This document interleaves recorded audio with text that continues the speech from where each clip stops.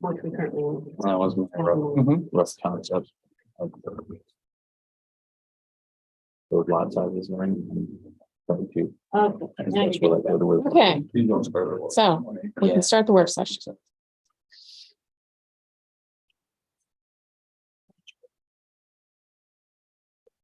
So how many of us have drawings?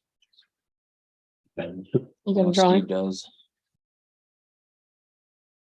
Who's on first? Well, let's see it.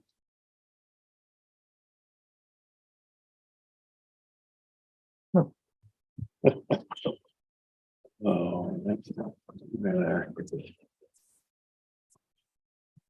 Like a road cutting across east to west. That's realigning lignite. Okay. Oh, right. So it's cutting out that big corner. And a couple of cul-de-sacs there off of either side with a trail easement. Existing, pretty much the existing trails are still there. Yeah. But no through cul-de-sac, no through road, loop roads. So keep the traffic down. I did throw a park in the center there for a playground. Nice. It's about the right place for it too. And left one lot, large lot for multiplex unit and a couple lots for condominium type development. You know, individual house on a jointly owned community water septic system thing. 30 lots, is it? Yeah, roughly. Varying from about 1.5 to 3 acres. Yeah. Because that would, you know, after soil sample, that might change a little bit. This is the Down existing 90 right here. This is the current lignite road. I think, Oh, okay. right here. And then. So here, the and 90 there's comes that. out towards the parks this time.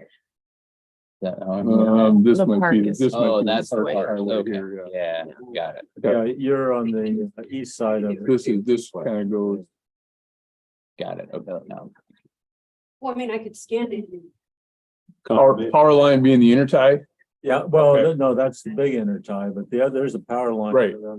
Small power line. that runs through there. And that's what this is. That's the big one, Oh, that's okay. That's what I was asking. Yeah. right? Cutting down it says trail power. Right. line. Yep. No, that's the trail. There's a power line. This one right here. There's a power line on that one. Or we could just scan it, like you do future ones. Somebody will have to build that first road, but I mean, most of it, it looks like there's a lot of folks that could, you just buy that land now, some of them build a house next summer.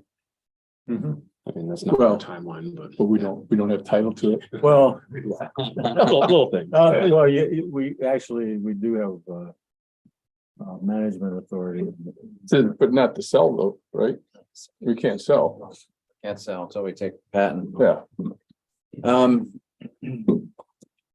But it needs soils done and, you know, then somebody that has some design skills to, you know, put soils in and, you know, I'd like to see, you know, 4 different kinds of lots. You know, I'd like to see 1 or 2 condominium, 1 or 2 multiplex, and then some small lots and larger lots. But I don't think you should separate the larger and smaller lots. I think it should be in the mix. Could we feasibly lease with an option to buy after we get patent? That's a little more complicated. It's a matter of contract. Awesome. I mean, but legally we could do that without having the patent to it. We need to look into it. Okay. Because, you know, I mean, that's pretty much just a normal kind of contract. There's actually some advantages to do a lease purchase for, you know, tax reasons and stuff. Because your lease payments could go towards the purchase price, you know, which, you know, some of it write off, some of it isn't. You know, some of it has to be over time, some of it is a direct write off, so. Right.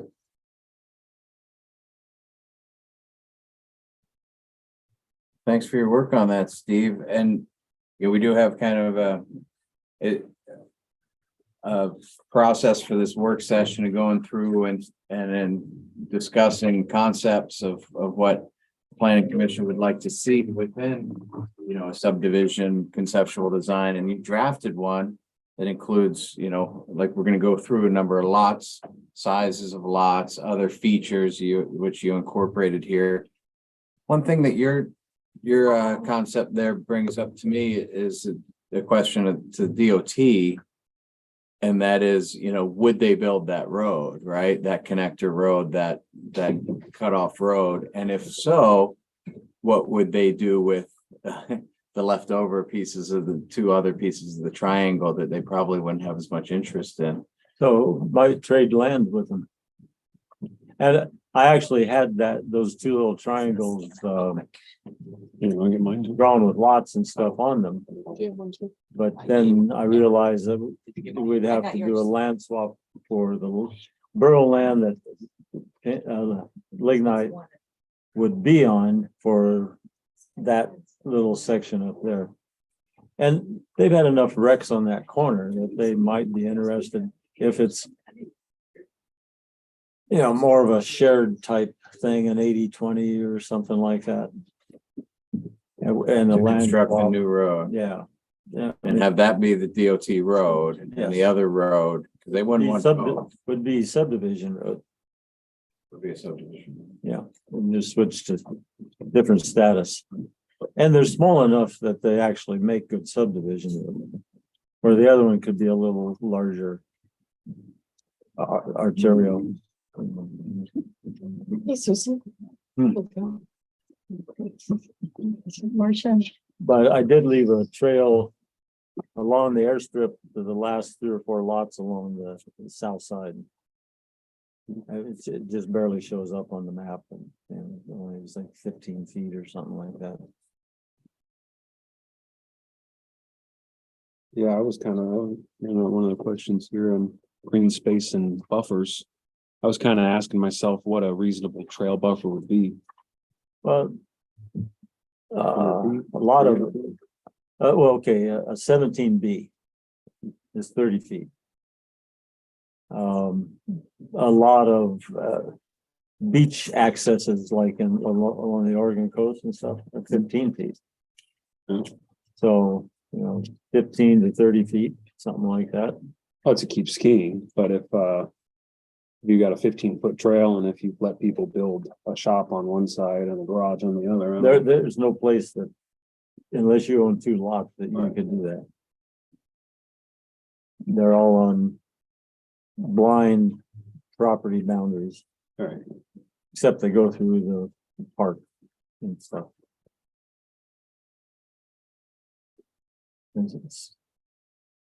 None of them cut actually through the lots. Right, no, yeah.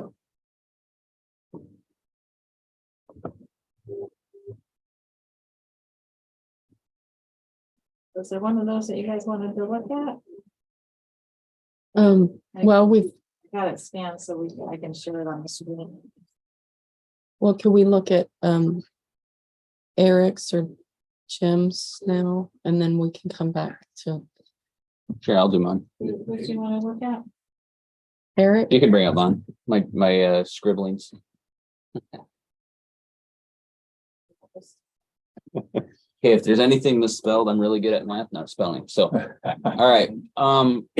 So not as many lots as what Steve had. What I tried to do, I brought up the plat from current Lignite on those lower properties there.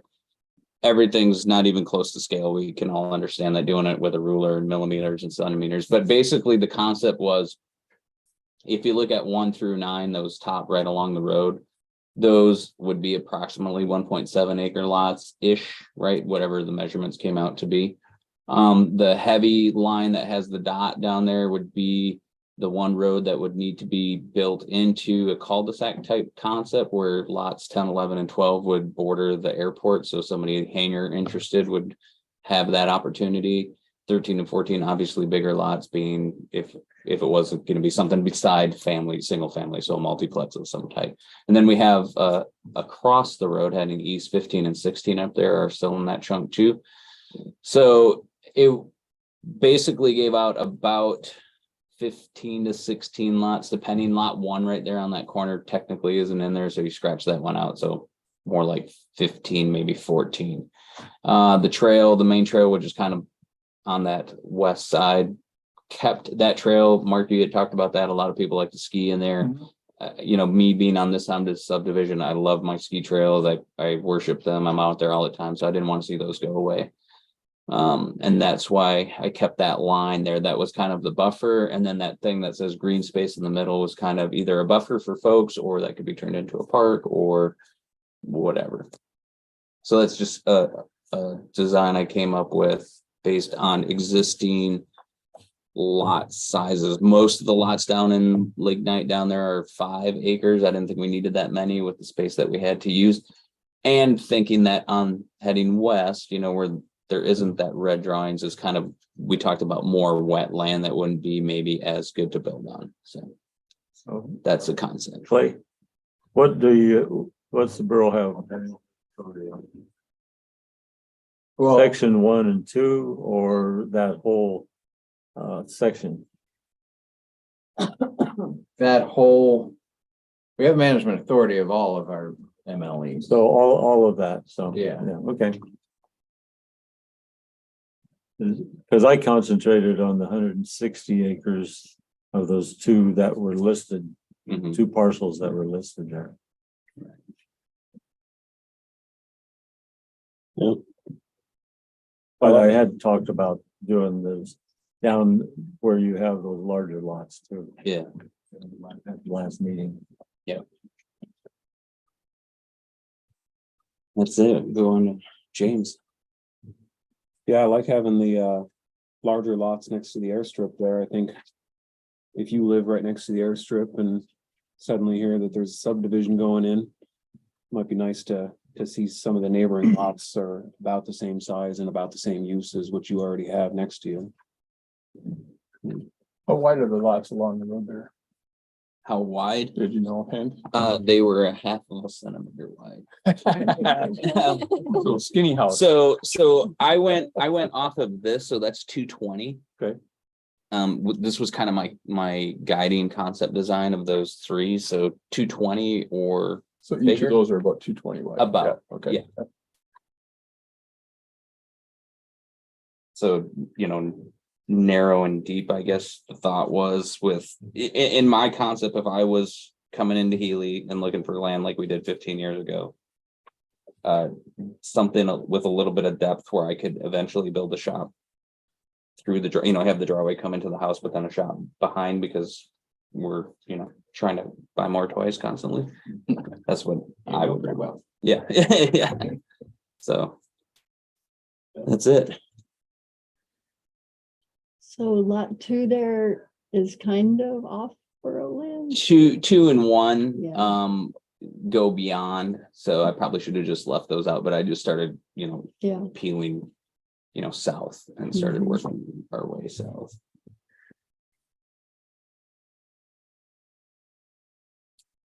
The hard thing that, Steve, you came up with 30 some lots. This is, we'll call it 15 roughly. Not knowing how ambitious we wanted to be, number 1, how many roads we were going to get constructed, number 2, and then how much demand is out there, number 3. We know there's demand, right? But what is the realistic demand? Yeah, 15 or 30. Yeah, another thing you can do is you can plan the subdivision and then do like 3 phases. Yeah. Oh, yeah. So that, then that's.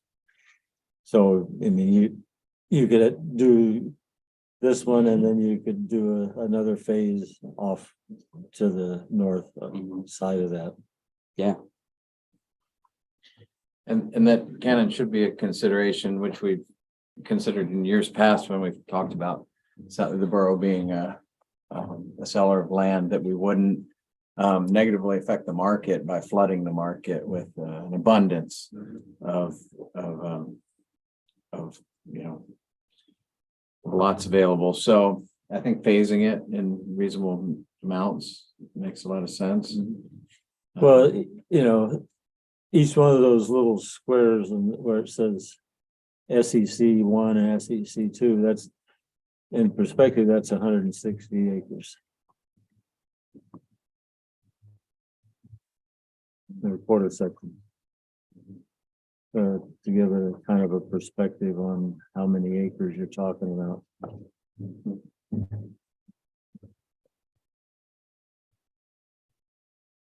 All right, James, you ready? Yeah, I'm ready. Thanks, Eric. Yeah. Yeah, you're welcome. So,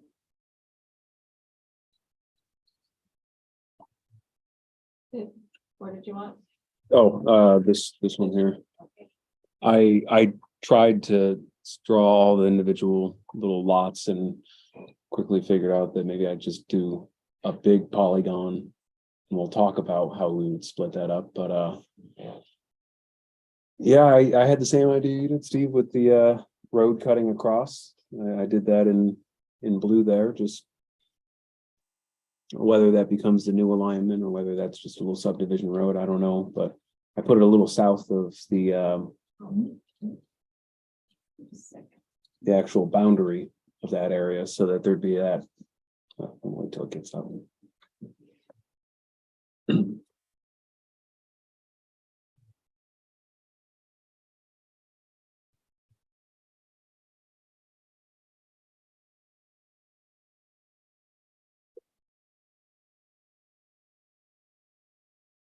Yeah, good. Thanks, Amber. So, yeah, little east-west road in blue there, right under the screen sharing. There's some borough property just north of that in orange. I thought if we wanted larger lots, multiple units, things of that sort, maybe get those a little closer to the front country. And then little blue spurs there, I thought might represent cul-de-sacs. I thought in that blue shaded area, it would go for 1 to 2 acre lots, smaller, you know. And then on the far right, I kept an area in purple that I thought we might use for larger lots. So I was thinking something closer to the size of what's on the other side of the airstrip. Honestly, I kind of like a couple of the other maps a little bit more, but one thing I did think we might want to look at here is to the south, as you know, that airstrip goes a fair way down, but we do have quite a bit of borough land south and then southeast that we would want to have access to at some point. So just some allowance to extending in the future.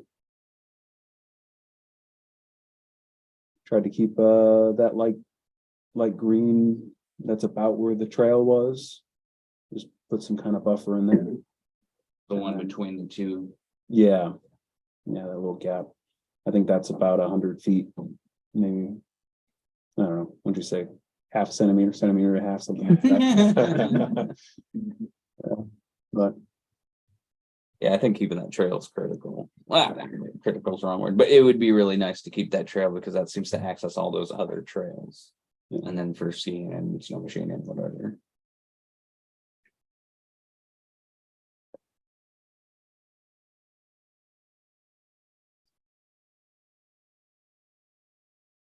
there's more than just that one trail out there, though. Do we? Right. Well, we walk down the one, Yeah. right? And then Sure. that connects to the ones to the west and south, right? There are other trails, and Teresa and I were gonna try and ski, but then the wind picked up last week and took all the snow away, turned it to ice, so we were gonna go try and map all the trails before this meeting, but it didn't work out. 4-wheeler works good for that. Well, Yeah, she you're was right. she had things going on and I was out of state for a while, so. You know, those trails, kind of the tail wagging the dog here, though. I mean, it's just a trail. Right. You're trying to sell equitable lots at least 2 acres. You can put greenbelt in anywhere you want. They're not sacred. Basically, they're in trespass right now. Borough land, state land, federal land, you name it. It's not a historical trails. So. And another thing, Eric had mentioned 5-acre lots on Lignite. Well, they broke those lots down, Mark, right? A lot of them are broke down, Yeah. some of them are still 5 acres. Bigger lots, and Yep. Jeff King did the same thing with his 5-acre lots. Is too big, too expensive for an individual to buy the land and then build a house. Yeah, no, a lot of them have been split in half. So a lot of these you're saying have been cut down since the plant's been. Yeah, so Yeah. thanks for that, Tim. Yeah, 8. Yeah, that's cut. Okay, so. Part of 9 thanks, went though, to to part of 8, and the develop rest of 9 got plans and divided. share. 9 I and 10 think that got was put a into good way 4. to start. Okay. Yeah, That's And good. but some of the questions, you know, kind of come to this. Should we kind of work through some of those questions on this, like all of these. number of lots that we're going after, right? We had one that was around 15, one that was around 30. And the idea of phasing it is a sound idea, especially in a bigger area. What do we think should be like a minimum? I mean, yeah, there's definitely a minimum number of lots that make this endeavor worthwhile, right? Well, I mean, I kind of look at it as, we need the soils. Most of that will be usable, but there's gonna be some of it probably that won't be. But instead of the number of lots, the size of lots, I think is what's important, because we can, whatever we end up with usable land will dictate how much acreage we will put into private ownership. And then we can decide whether we want, if we decide we want 1 1/4 to 5 acre lots, or 1 1/4 to 3 acre, 1 1/2 to something, which would be my favorite, 1 1/2 acre as the smallest. I think as the smallest 1.5 to 2 acres would be a good size. And we could start with, I don't know, 20 lots, because this doesn't have to be our last subdivision. Right. See how it goes and what the future demand holds. Yeah. And Mhm. So maybe like, like Steve said earlier, design something like his that you said you had like 30 lots or so. Can you Could bring be Steve's done in phases. Well, I threw out that many lots because it's a mix of 1 to 1.5 to 3 acre lots Mhm. with, a larger multiplex development in one spot and a couple condominium, which is 2 different kinds of things that could be compatible with this, down the road. Mhm. But that number of lots, I mean, that's just what it ended up with.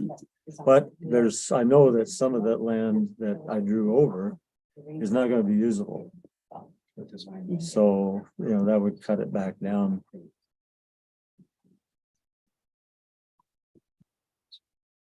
But what's important to me is not having through roads. So that it really cuts down on the amount of extra traffic you have going through the subdivision. The road doesn't go anyplace but to cul-de-sac and turn around and come back. And you're not gonna have a lot of people traveling that road.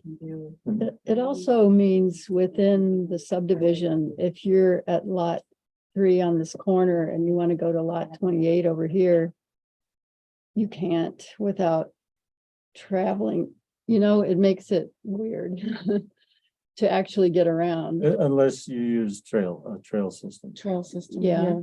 And, between the main trails that are drawn there, between some of those lots, you could do a 15-foot public access easement to gain access to another trail. Mhm. Right, yeah, Which, in my mind's not anyway, there's a lot of ways to work around that kind of. So if you drove, you'd have to drive a mile around there, but if you want to walk, it's a 1/4 mile over there. I like encouraging. right. So that's the thing. You don't want to make it so people can't get around. Yeah, their you own wanna- neighborhood. I don't think connecting those 2 cul-de-sacs into a loop road is a horrible idea either. So, well, Yeah. I mean, there's only one lot down there and they kind of line up so that it's possible to do that. Mhm. I do like limiting, as somebody that drives Lignite regularly and walks it, I do like not having a bunch of like 20 new driveways on Lignite Road. Yeah, Yeah. Yeah, I tried to get them off. Yeah, I think that's good. So almost all the lots are accessible off of a subdivision road, and that's actually something you could work out with DOT, is limit the number of private driveways off of Lignite, because it'd be available off of the subdivision road. Mhm. They would not be happy to have a whole bunch of, New driveways. yeah. Yeah, I mean, it's easy, that's an easy condition to put in there. It's no big deal.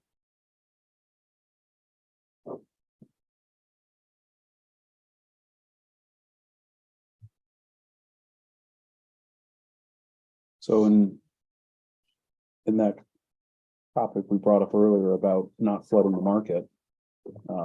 Supposing hypothetically 30 lots went out for sale right at a moment's notice, how long would it actually take for people to buy those, build on them, and then, I mean, just buying the land changes the land market. It'd take a season at least to build some housing, probably longer. But do we have an idea on how quickly that would mess up the local real estate market? We don't have firm data on that, no. Anecdotally, one person, I mean, that lots have gone quickly when they've come up. So look at Pangini. The really nice lots went immediately. The junk, it's still out there. Right. No, And I don't think there's a lot of land out there that someone's trying to sell at the moment that's not being sold unless they're asking more. And another multi-unit housing structure just went into the hands of the commercial development, which will probably become more employee housing. So it's taking like 4 more residences off the market here. and that's something you could prevent in a subdivision with a Covenants. covenant, yeah. But, like this would lend itself to about 3 phases pretty easily. About, roughly, it would, counting that if you go to 30 lots, it's about 3 10-acre phases. Well,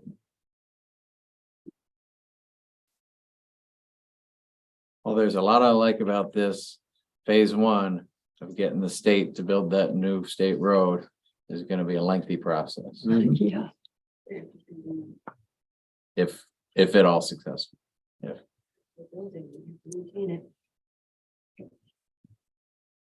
So, Then we have to give them an easement to cross through our line to go maintain the other half of Lignite. well, so, that really brings into, play the understanding that as we build roads that have a cost, where are we building our tax base based on these roads and this cost? Where's our return on investment? Well, it's not building the tax base where the return is present, but it's actually in the sale of the land. So, yeah, 30 lots. I mean, we could do some rough math here, but from some math that I did earlier, the return of the sales of the lots would likely, I think, even amply pay for the road construction of the subdivision road, right? We have a couple different roads here. One's a state road, one's a subdivision road, or 2, 3.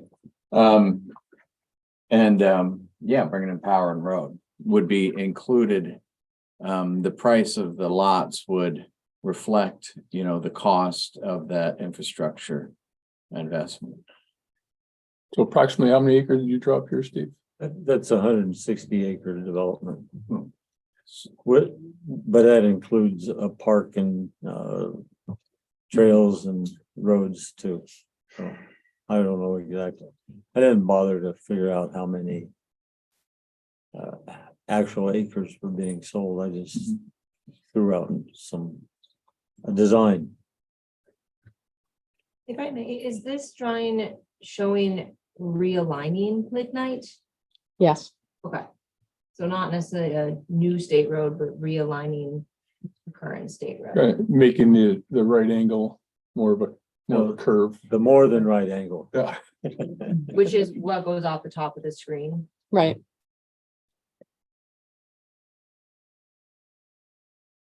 So I just want to follow up on that, and that, of course, does not include long-term maintenance. That's what I'm saying. Yeah, Yes. that would be upon the residents, just like it is in every other subdivision in the state. Right, in it's- the borough. So, But as we've seen, that's not necessarily something that the residents That happens. actually do. Yeah. So, I mean, we're dealing with that right now in my subdivision. And so, yeah, well, okay, if you want to do a road service area with your subdivision, do it before you build the subdivision, mm-hmm, not afterwards, because it doesn't work to do it afterwards. right. Yeah. So, I mean, and I'm not opposed to putting that kind of a condition on a development, Mm-hmm. that, you have a group, you have a meeting every quarter or whatever and decide what needs to be done and how it's gonna get paid for. Mm-hmm. Set up how Tri-Valley did it. Just make them like a homeowner association, each lot pays in so much money. And that would go toward maintenance. So, It's kind of got to be a mandatory thing, not a voluntary. yeah, Oh, Right, yeah. like Pangini Sure Creek does. is a voluntary dues, which Sure does. I don't know what percentage of people actually pay in. You might know that as past president, Eagle but Creek is voluntary. Typically, it's $100 voluntary annual due. Typically in a year, about $3,000 come in as dues, which is 30 lots. pretty low. Yeah, Especially for the member roads. out yeah. there. You guys have a lot of, Individuals are ready to go out and plow the roads. Well, not only is it maintenance of the road, then you also Yeah. have like the winter time, the plowing of the roads. Right. so, and Terry's is fortunate that Terry Dingbaum lives on Aunt Terry's. And you do get a lot of personal people still doing maintenance on roads and plowing and stuff like that. Mhm. In the 3 of the subdivisions. 5 main roads have someone with equipment that Good. does it themselves. Mhm. The Ray Evans call it every once in a while, but it's not an insignificant expense. I think That's in not a a bad- solution. it's not a good solution in a bad winter year. You're talking about spending on those 5 roads, upwards of $7,000-8,000 on snow plowing, for the biggest storms that a car can't get through.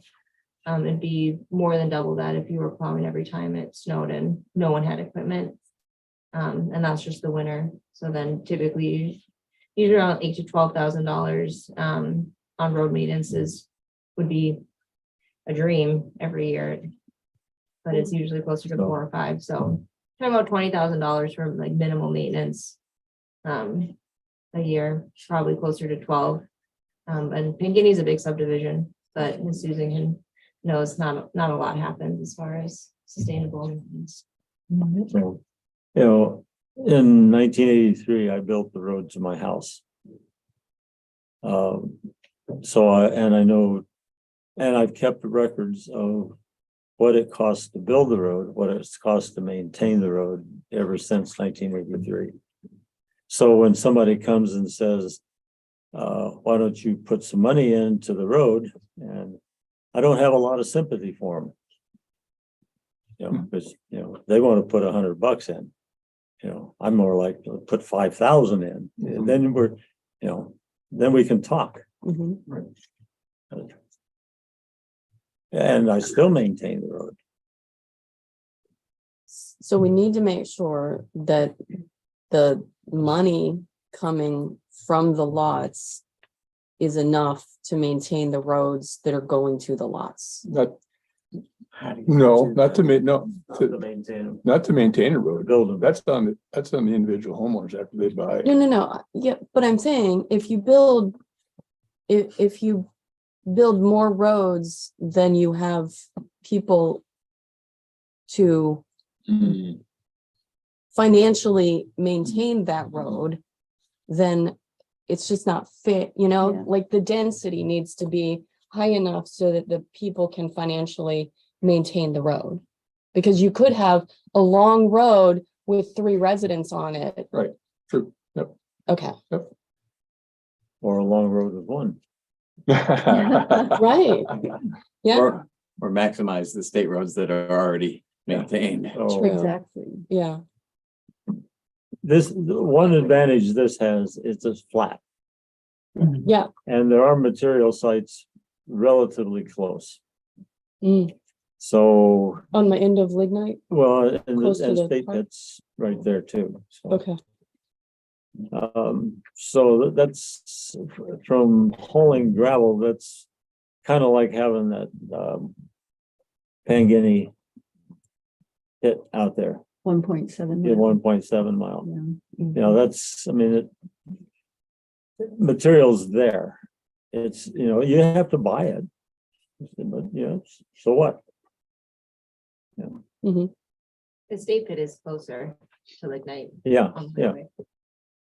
but you know, it's not that expensive to buy gravel from them in the big picture.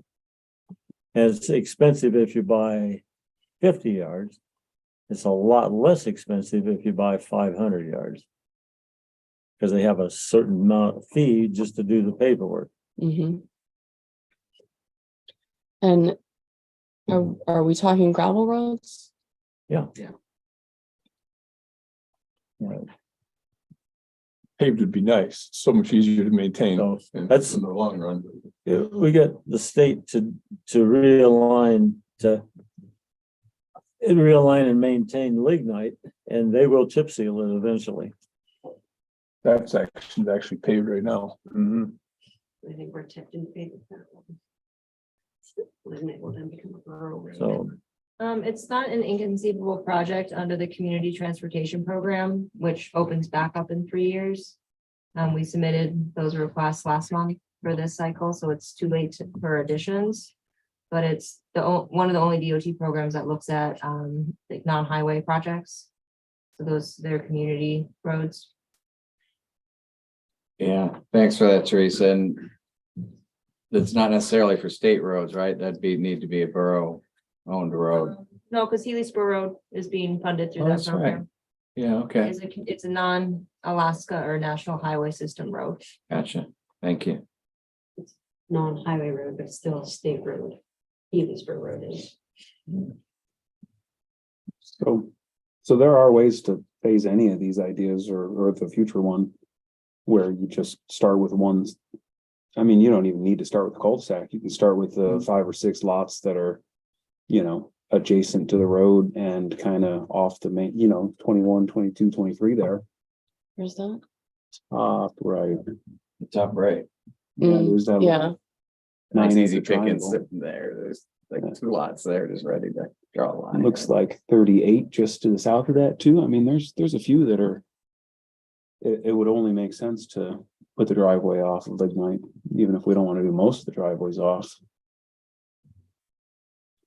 So if we're concerned about doing this in a timely manner, getting the state to realign the road is not gonna happen very quickly. but you could do that, I don't know if I can read all those numbers.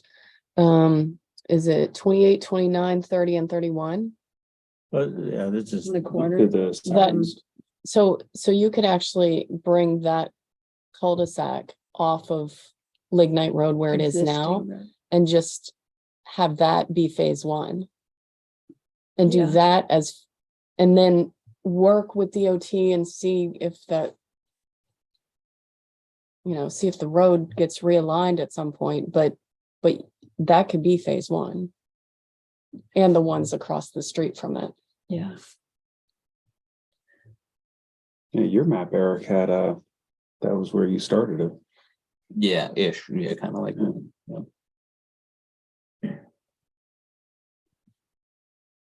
So is this gonna be us deciding this, or are we going to the community We have to- to say? It's like Yeah. pre-conceptual, right? Yeah, Okay. preconception, yeah. Like, you know, I think our idea of this work session was to you know, come up with our conceptual design considerations. And then I'd recommend bringing those considerations to a designer, and who could then come up with a conceptual design that we could then bring to the public and say, we have this idea, you know, what do you think?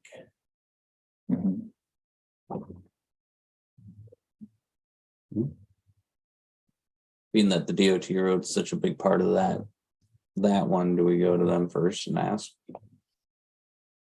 Or is that we're gonna have to finagle funding from 7 different sources and matching grant So things, if- matching DOTs? If DOT or DNR actually and DOT buy into this kind of a concept, it doesn't mean it gets done right away, but if they buy into the concept of moving the road and taking over and doing the maintenance on the new road and giving up the maintenance on the old roads, Does that affect? That affects back Yeah, to what the about- I corner. was gonna ask you. I just plow, His winter road becomes longer. just plow for a couple hundred yards farther. Yep. Fine, you know, DOT funding, essentially everything DOT is does is grant. I mean, some of it's discretionary funding, some of it's formula funding from the state. That's how they operate. And so for something like this, it has to fit into one of their funding buckets. And the only funding bucket that comes to mind is that community transportation program for being a non-highway road. That's a 3-year cycle. I'll certainly reach out to their planners to see if there's other kinds of funding that they have that. But anything we do would be a competitive grant process that would have to be awarded. So it certainly isn't a sure thing. And so whether it's, you know, a phased approach that allows for expansion in a different development, if that road were to be aligned. I think that's how it would be phrased, the DOT, not a new road and abandoned old road, just realigned for better future development for housing and also safety. But it's, even if they say, yeah, we like that idea, the funding still has to come from somewhere. And the only place that I would expect it to come from would be a competitive grant process. You know, we could put it on the STIP list if their STIP needs list, but still to get to the STIP, that funding has to be identified. So I will clarify with them, but I don't know of any formula funding that they have that would attend to a project like this that's off that highway system. So other than their community program. so we could build a smaller type road as part of our development and have that be down the road, DOT take it over to become that So kind of just thing. build Yeah. enough buffer in the easement Yeah, to make it a big wide. to allow it to be start with a 19-foot roadbed and make it so that it could be 36 foot. Make the easement so that it could be 36 feet, so. But 19 feet would allow 2 vehicles to pass.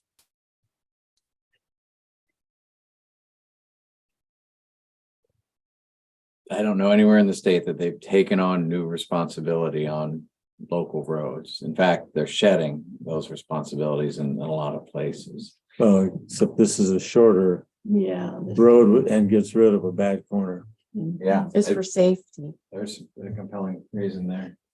But I'm thinking you're tempting fate. If we could shrink the road, they may be like, okay, you can take over all of it. Well, but we don't want to take on road powers yet. I'll certainly have that as one of my follows with the DOT planners on what are options to look at for getting a road realigned. Other safety for- Thanks, Teresa. But I don't think it's safety issues, right? Kathleen, if I might, we've gone through a lot of these different considerations, green space, social trails, subdivision design. We also do have Mr. Benachuk here who's given some thought to subdivision potential planning and conceptual design. And I thought this might be a good time to offer.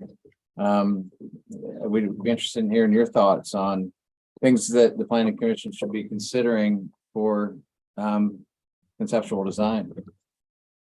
I think just offhand to get some land, some nice 2-acre pieces out to the public to generate some revenue. And to utilize the existing Lignite Road minus Dog Leg to the north. I know that's a real problem, but you do have some nice straightaways there. That's good timber. That's got power to it. It's got a paved road to it.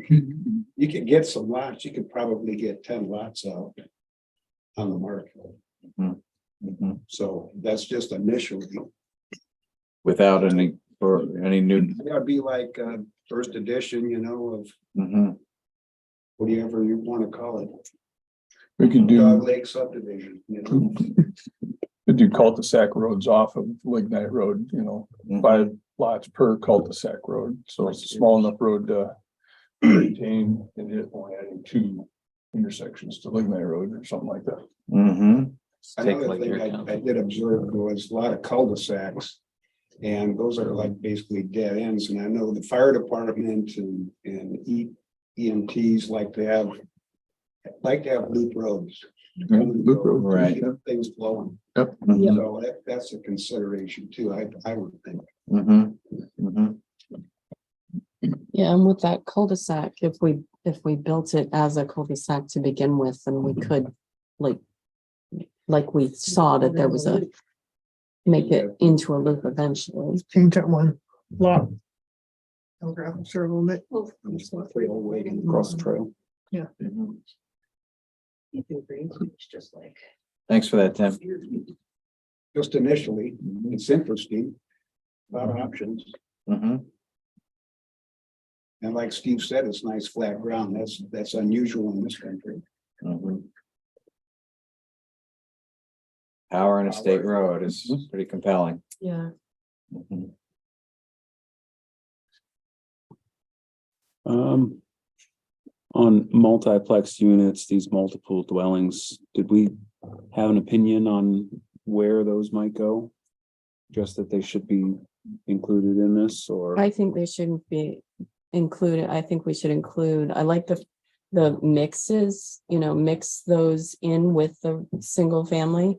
And I think we should at least include some of that in phase 1.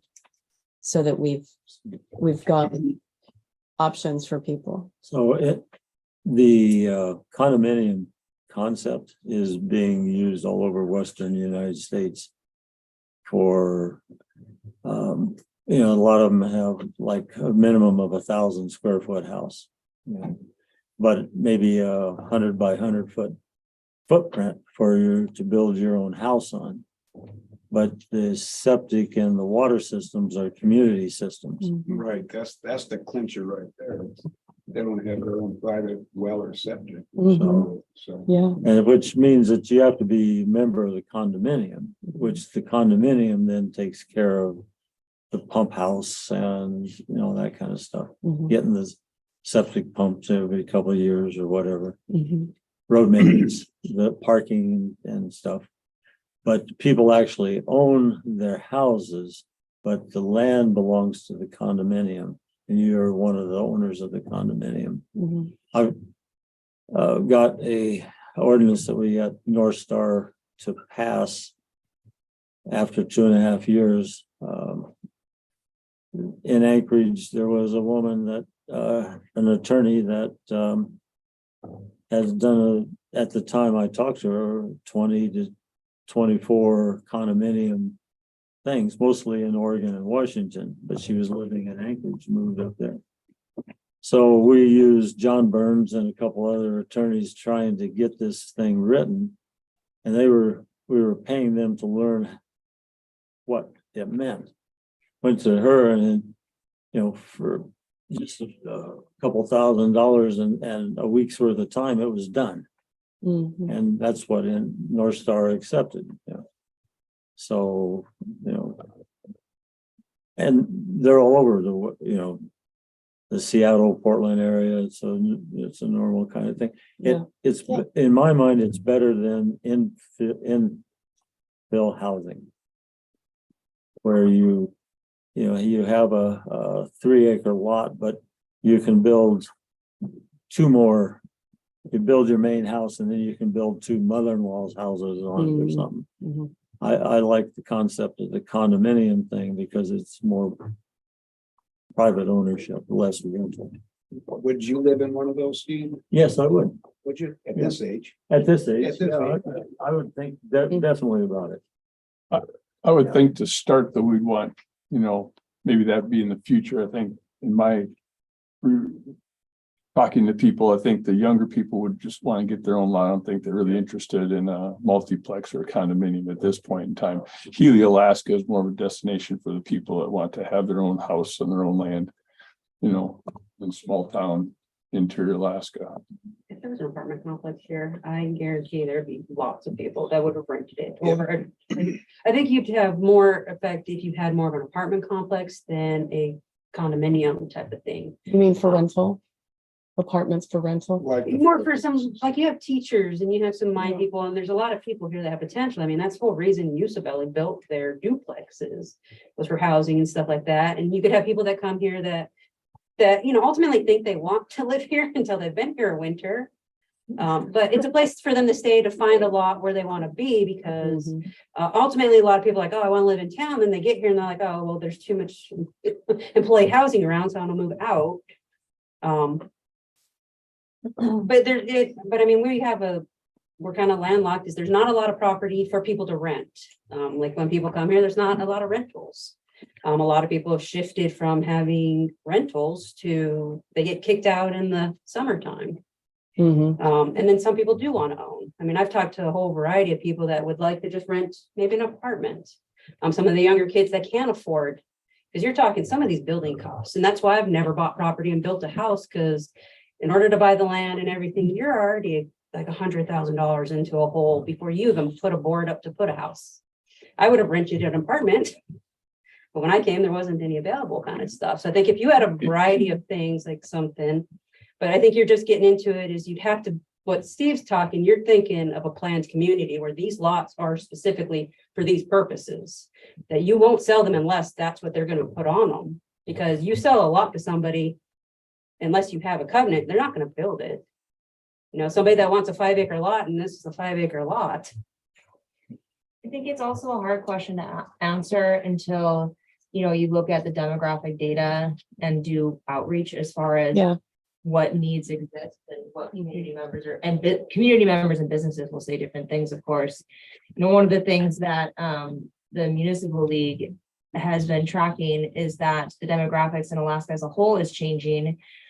The state is losing the 18 to 64-year-old age range and has more 65 plus. And so what they said, how that translates to housing, is that if the population is the same, but that demographic shift happens, all of a sudden 1 house for 4 people, you need 2 houses for 4 people, because you have more people 65 and older. And it's just 2 person per house in that scenario. And if Healy is losing that middle population as well, then we're not looking at houses for 4 people. We're looking at 2 houses for 4 people. So I think trying to understand and looking at our own census data and the kind of makeup that Healy has would also help answer some of those questions as far as what kind of housing would most meet the demand that we have. At this point, I think you sell some 2-acre lots and let people build wherever the hell they want. Personally, that's how it's probably going to work. I think you're going to have locals buy the 2-acre lots and not build anything. Well, you could have stipulations too, So Pangini had, you have to build something within a certain amount of time, right? So That was that. That used to be Tri-Valley. That was Tri-Valley, but nobody enforced it. Okay. So that could also fit in with the management authority waiting on the ability to actually convey title. Give a period of time that it'd be a lease. Until you build, and then it could become titles, think outside the box a little bit. Well, the size of the lot can, I mean, if you have a 3/4 acre lot, then you're restricted to maybe a 4-bedroom, probably smaller. And just having a lot of less than 1 acre lots would do what we were looking for. Can't have a 3/4 acre lot. But the, No, I know you need a well and septic, so you get bigger. By our code, you cannot go under an acre. 1.1 acres. Yep, you can have 1.1 or one across the board. They even upped it. So we're gonna run into that in Village View subdivision, because there's a 1.2 acre parcel that wasn't a lot, but it's a tract. But it's a great lot for a summer cabin. But it's 1.2 acres. It just meets the minimum requirement. But it's one of the smallest lots, would be one of the smallest lots around. But, it limits your options on, by the time you get a well and septic fitted in with your neighbors, it gives you a very small footprint for a house. So, That's what but it built. it can be done.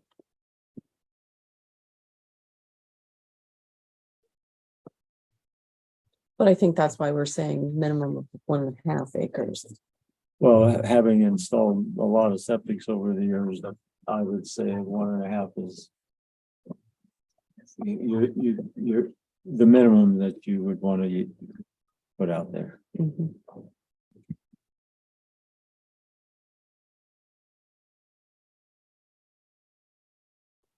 The old Cantwell has 1/2 acre lots, and you have several people down there that have bought 4 lots. On average, that they combined a lot of their lots. They're like in Anderson has also mentioned, their city, and they actually have small lots designed for a city, but they've even said they'd be interested in the borough going up there and making bigger lots. Because they'd like to put stuff on their lot, like extra stuff, a bigger garage, a greenhouse, and actually have it, because they have city lots, which are, 1/4 acre, 1/2 acre, 3/4 acre lots, and they even have desired bigger. And then they slapped on a blanket easement around all lot lines, 20 feet either side of the lot lines. And believe me, that has created a lot of problems. A lot of paperwork. Get rid of them.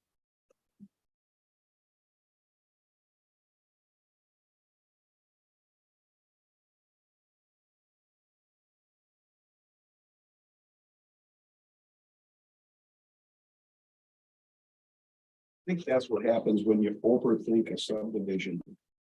You try to plan for everything and it ends up just being a question later on that you got to address. Yeah, I think we need to, in doing this, we need to understand that we can't see the future. So we need to, do certain things, but yeah, not try to plan down to the last minute detail, because but yeah, I think we put out what we think we want to show to people, and then get lots of feedback from. And that's the thing, we've got to get lots of feedback from lots of different types of people. We've got to make sure that we're reaching the people that don't normally come to these meetings. The people that need housing. Your problem is you're housing for people that aren't here, because currently most of the people you have here, their vision is more what they don't want to see in their neighborhood. Because like for a landowner, are you going to care if you make a 2-acre lot up there? Probably not. What you'd care is what it's going to look like. As a landowner, you need to reach out, and I think we need to do other studies and reach out to the other communities like Teresa had mentioned, and actually see what they're seeing in their housing market and what they're seeing for development, because I think you would need a variety of actual parcels for people that want to build their home, some of the townhouses, apartment complex for people, because like you have the park and you have a lot of summertime employees here that would love to rent, because I know I've talked to several Princess employees that come up here in the summer, they'd rather rent than rent from Princess. They'd like to rent like an apartment. I think we do need a variety of different options out there and abilities to have something like that. Now, you don't have to put them in, but you could phase them and then have like a contractor or developer come in and build like condos or apartments or something. So the problem with building for the summer rental market is it's 4 months long and they want water and all that kind of stuff. Well, that's why we're not That building it. We doesn't have a work. contractor that comes in, they see that they could do this and this is their parcel, it's It's their a management. Private enterprise, someone that's in it for a business. It's like, It's gotta make business sense. well, it's Premier just bought the park, the new things. And that's why I'm thinking eventually, once they have their renters out, they're gonna turn it into employee housing. Premier bought the apartments, The fourplex north of Stampede. which, because I'm thinking that also saves them from having to build their employee Stampede housing. Lodge, Stampede Lodge. not Oh, Stampede Road, okay. Stampede Lodge. Okay, got it. It's on the corner. You drive That past John it and twice a Dennis day. used to- I mean, and then Vitus came in and bought. It's Princess Housing. Oh, and it's the one that has. I got you. Okay. I was like, what? Yeah. Gotcha. Okay. They're year-round housing. Yeah. Yeah. Sure everybody wants that thing. Just west of Mountain. I did a little conceptual drawing back a month ago when we first looking at this. I don't know if we need to scan it in. We can just pass it around, and it's an idea of just off the state road where, you know, you could do, I've got nine or 10 lots here. But in between 5 and 6, you know, you could plan that would be a road that would then come down into a cul-de-sac. And you could phase it in those first 10 lots. You know, certainly wouldn't need any kind of road investment. And then once you sell those, you got money to build that little cul-de-sac road. Maybe pass that around and just look at that as a potential concept to be a phase 1 and phase 2. We hold it up to the camera. Oh, yeah. That'd be a good way. Sure. I'd love to. Yeah. It is more driveways off Lake Nile. You know, it's a residential road. Mm-hmm. Mm-hmm. It's 4 driveways Right. to get to residency, Mm-hmm. right? It's not a thoroughway. It doesn't go to an industrial. Right. It's not a through road, right? And that cul-de-sac could keep going. There's all manner of land past that. Mhm. But, and I think this is a good concept, And connects to. but I think you need to design for the whole area. And this just be phase 1. Mhm. I think our process No, should be, they have it platted. what are It's we on gonna the do road. with that It's whole outside of the railroad. 200 acres of land that's out there The that's railroad. usable? There, railroad tracks and goes off. Similar to you. I was gonna copyright infringement. That's right. It's pretty similar to Eric's. Yeah, I'm pretty sure he just did that. Yeah. Well, you didn't see my little R trademark right down here. Except I didn't take it right up to the trail. Oh, foul, sir. Better. You do have like, yeah. Experience a piece of paper. Lots off the road. You know, revolutionary. But yeah, I feel like Eric's actually go back to the trail. Yeah. Right. The mile 230, 231 project that is just now almost completed, has started in a meeting just like this, Mhm. you know, a few years ago.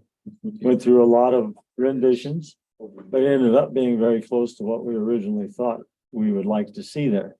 Mhm. Healing reserves. So, very close. It's almost done.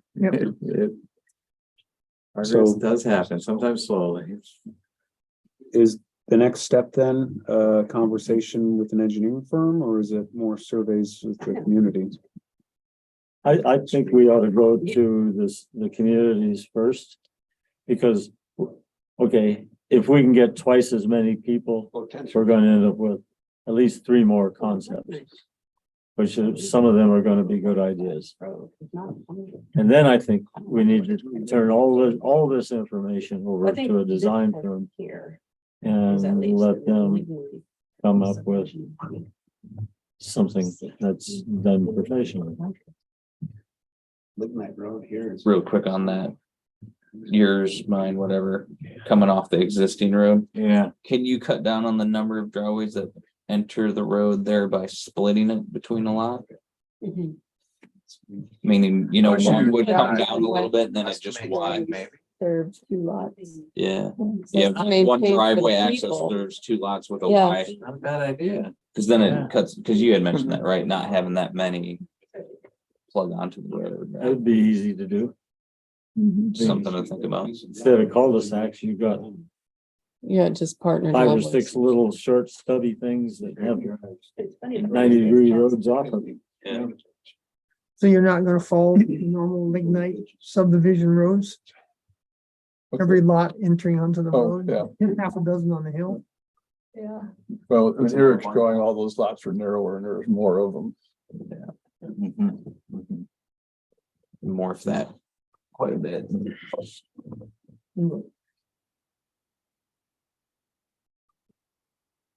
And then bringing a plan to the public. I mean, is it gonna be one of our drawings or do we go to a professional to come up with that concept that we then take to the public, which is a, you know, professional drawing? We got 2 or 3 ideas that we could take to public meeting. And we might be able to consolidate that to 2 or 3 ideas to give to a design firm, you know, I don't know. Like you guys, you're close enough that those concepts, you know, they could work with, okay, this is a concept that we want to work with. How do you make it work? Like yours too, coming off with a new state road.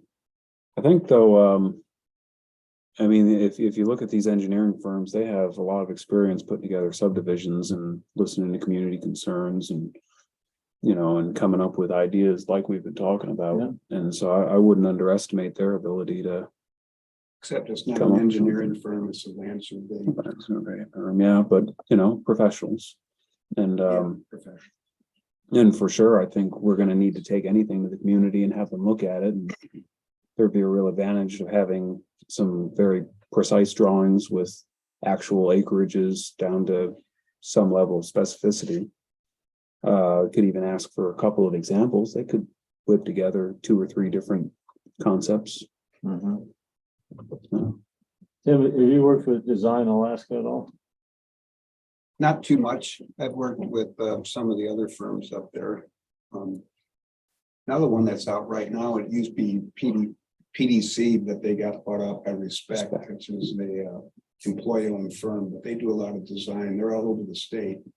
It's employee-owned and they do conceptuals like that. They have an office in Fairbanks. I'm most familiar with them. What's the name? Respect. Respect. And LCP, it's research specialist.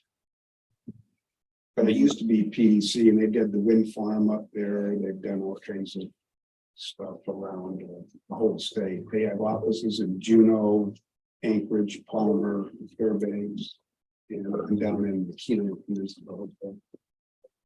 You know, one thing you might consider even before bringing the public a visual is a survey that would try and capture, you know, the between Pangini, subdivision, Hilltop. You have a lot of community members that will certainly have ideas of where the gaps are as both residents, business owners, renters, and have some pointed questions. You know, what size lot would you want to live on? What kind of dwelling are you looking for a home to buy or a year-on rental? Do you want to build or would you want to, you know, live in an apartment? I mean, kind of these pointed questions to see if there is a trend that you can identify. So a firm would have more information based on what you hear in that initial kind of temperature taking of what residents are saying that they see that they need or that they would want. If they're looking to buy land or a home. I think that's an amazing idea because we're here, but how many voices are being heard, right? Mhm. And even just five pointed questions would help narrow in on lot size, type of structure. Would you want to be off a state road or live on a, homeowner maintained road? Yeah, well, yeah, I mean, the demographics are changing in this area. People in the last 10 years are different than they were prior to that. I mean, it is changing. I mean, nobody wants to do what I did. I haven't talked to a single person that wants to do that. The idea is appealing, but the reality of it isn't that appealing. You mean have a mile-long driveway? Well, not have any concept at all.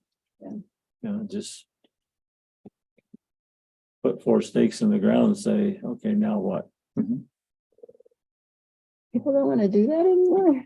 They think they do, but the reality of it is they would like a little more planning into what they want done.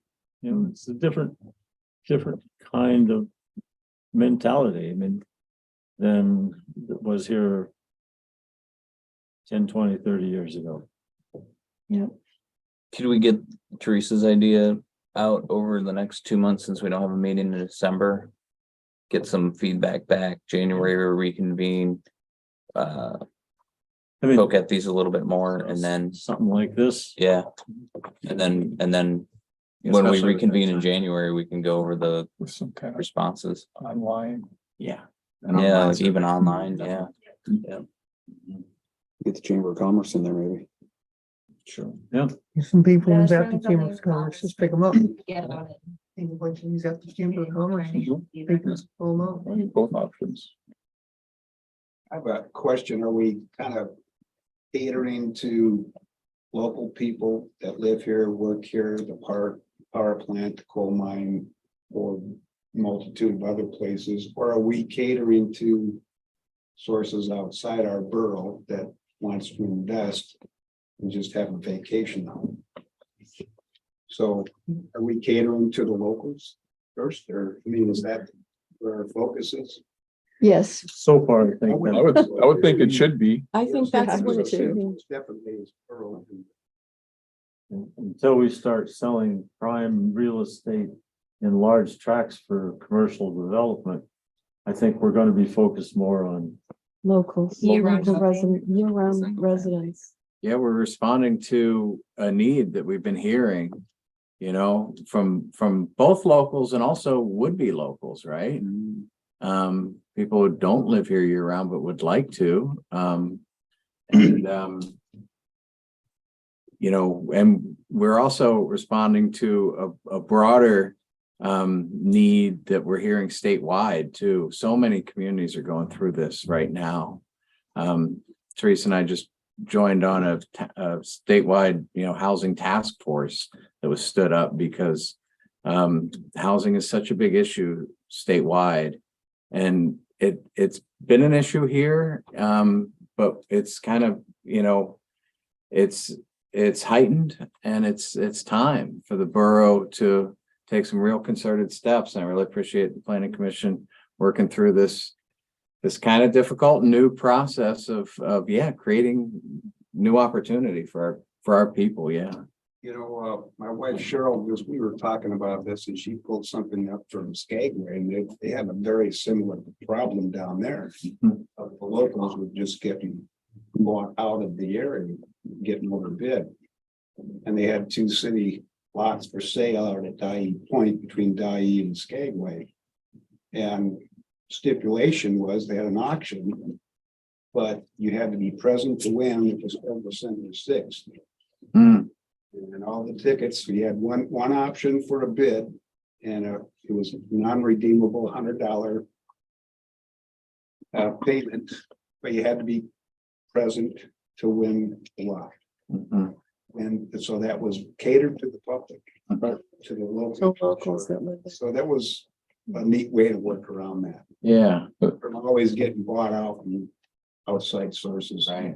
I think, you know, having a set price, a drawing, you know, pay to enter the drawing.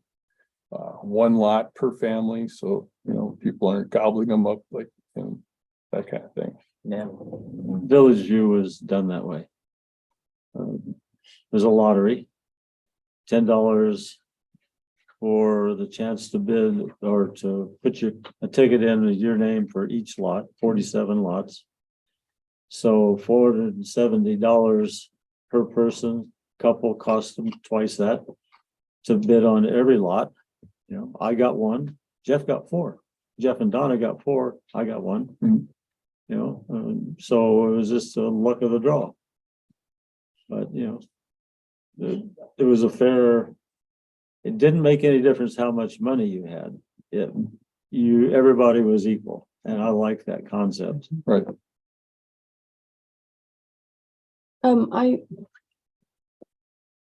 I'm interested in, so I talked about tax base earlier, and that's to bring up the fact that our taxes come from tourism generally, mostly. Is there a way? And I also know that from what our subdivision is going through right now, we're trying to help the residents, or some of the residents are trying to help each other, be able to take advantage of the tourists in our area, by having extra housing for the tourists and take advantage of that tourist stream of income. So is there a way in this to allow for residents that live here in this subdivision that we're planning to have the capacity to have tourists stay, and also at the same time increase the increase the potential for bed tax for this area? Just saying, because then you've got more income for the families that are going to buy houses. And I guess that's something that could happen anyway, but I wonder if there's a way to plan to help that happen. There are some communities that have a requirement that the owner or operator has to live on site. So it still ensures year-round housing if you're gonna run a business or an overnight accommodation, that it must be in a place where a year-round resident lives. So I think your only problem is you're not bringing in more bed tax doesn't mean that the bed tax is actually gonna go back to your road maintenance unless we want it. And adding tourism down a road means you have more people going down your road. Add more traffic, which if you're doing overnight accommodation, you have new people coming down your road once or twice, every other day. And every one of those Airbnbs or VRBOs is not local resident, not a local resident. The local residents are getting priced out of being able to live there. Right, but what Teresa was saying is that you actually have to live on site and operate. But that rental, instead of being a short-term rental, if it was a long-term rental, would be for a local. If it's a short-term rental, it's going to be for a tourist. So by going that route, you're limiting the ability for somebody to come in and rent, waiting for a place to buy. Somebody that wants to live here permanently, not just visit here for 2 weeks. We're going through that in Village View. All of the places that have come up for sale recently have gone to people who are buying them and turning them into So Steve, Airbnbs, VRBOs. the way to avoid that, because on a lot, you want a year-round resident, whether they're renting or owned. You want someone to be able to live there. Okay, but And you have so- to zone to get that or put it in a covenant to Covenants, begin yes, with. yes. And an existing thing that doesn't work So So to unless you ensure, zone it. So yes, absolutely. There would need to be a covenants or zoning or a bylaw in a subdivision homeowners agreement, that is a thing. But I think what Kesslin is getting at is that, so I own a 2-acre lot and I live on it. Can I have the ability, since I live there as the owner operator, to build an accessory building or a basement apartment that I could then rent to overnight as my income?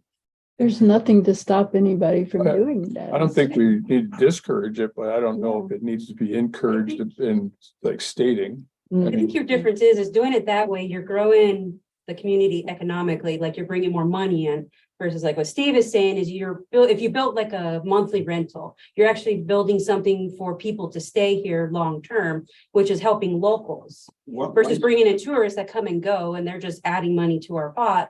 But the problem is, adding it to our general fund really doesn't come back to, we haven't opted to do roads or maintenance and stuff like that. So until the borough like distributes the money that way. Yeah, ideally, an accessory building on my property, if I'm this person that's living in the subdivision, ideally that accessory building is a monthly year-round rental.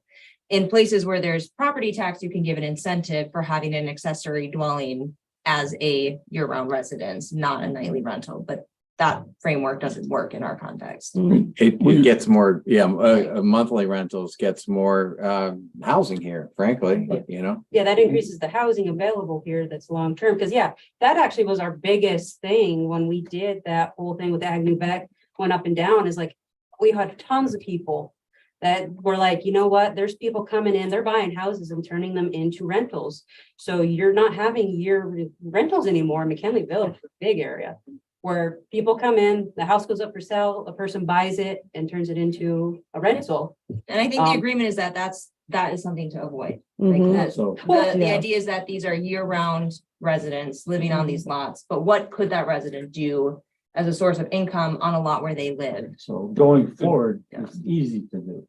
Yes, With what's in existing, it's really difficult to do. Yep. So I think Yeah. so I think we need to not concentrate on what is here, but going forward, how do we keep this from happening? Mhm. Or do we want to make it so that in some places it can happen? I don't know.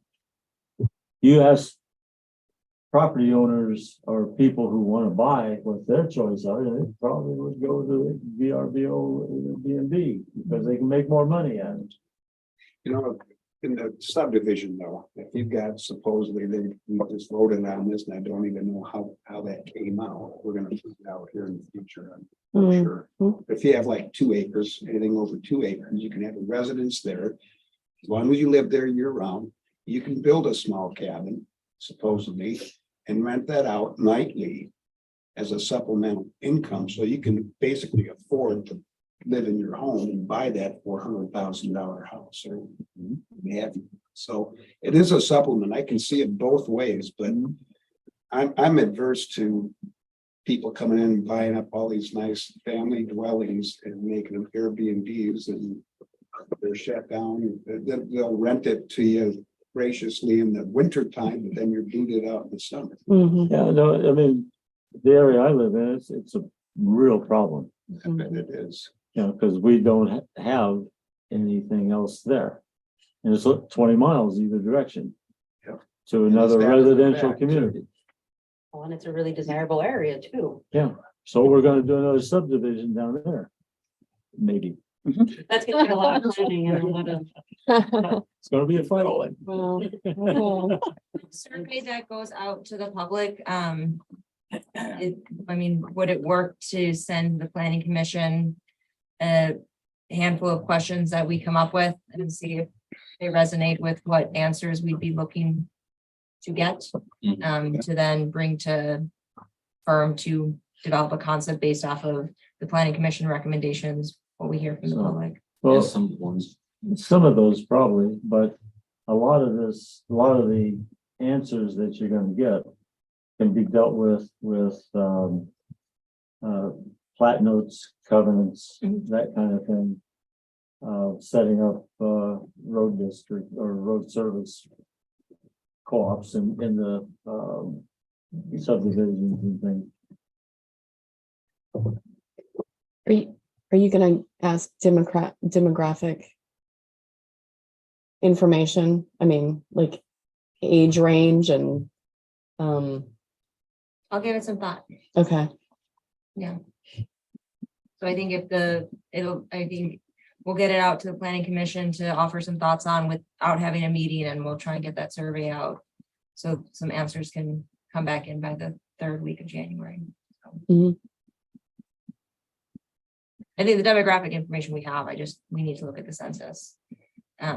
But as far as, well, But- what I'm saying is And pertaining to their answers. the answer is based on the demographics. yes. So asking- tie the demographics to the answers would be Okay. helpful. So as far as demographics being Yeah, age, salary, Permanent versus family. Seasonal. local, seasonal, yeah. Mhm. Personally, I'm all for putting plat notes and covenants that prevent buying a piece of property and turning it in exclusively into short-term rentals. I think a lot of that needs to be right in the deed document. I agree. Yeah. That's where, that's a signed document there, rather than a plat note. It's like people just forget about that. Yeah, well, whatever, yeah. Deed, Hard plat to note. find, and most people But don't read it. we'll get good advice on that when the time comes. Yeah. What to do with that. Mhm. Yeah, and I think we should also have a timeline for building. Or it reverts back to the borough and we sell it again. So, I don't know if that's legal. It is. A lot of places do it. You have 2 years to build on it. You don't, it reverts back. I'm not sure what happens with the money thing, but I think that's it. I've seen a lot of cities do it because they want development to come in, so they Mhm. offer land for sale. You have 2 years to buy it, build, you don't. It reverts back. Or a Mhm. certain amount of work needs to be done. I know the state, when they lease a piece of ground within 2 years, you have to stipulate what you're gonna do, you know, a well, a septic foundation. So that's commitment. Mhm. You have to put some That's a type good of thing. investment into it. The ag parcels are like that. When they sell ag parcels, they have it that you have to clear so much of it, you have to do so many things. But with them, you also have to turn in a plan of what you're doing agriculturally. And that one has more stipulations on it, like you can't subdivide that parcel less than 80 acres, you can't subdivide it more than 4 times in your lifetime. Mm. Or anybody else's lifetime.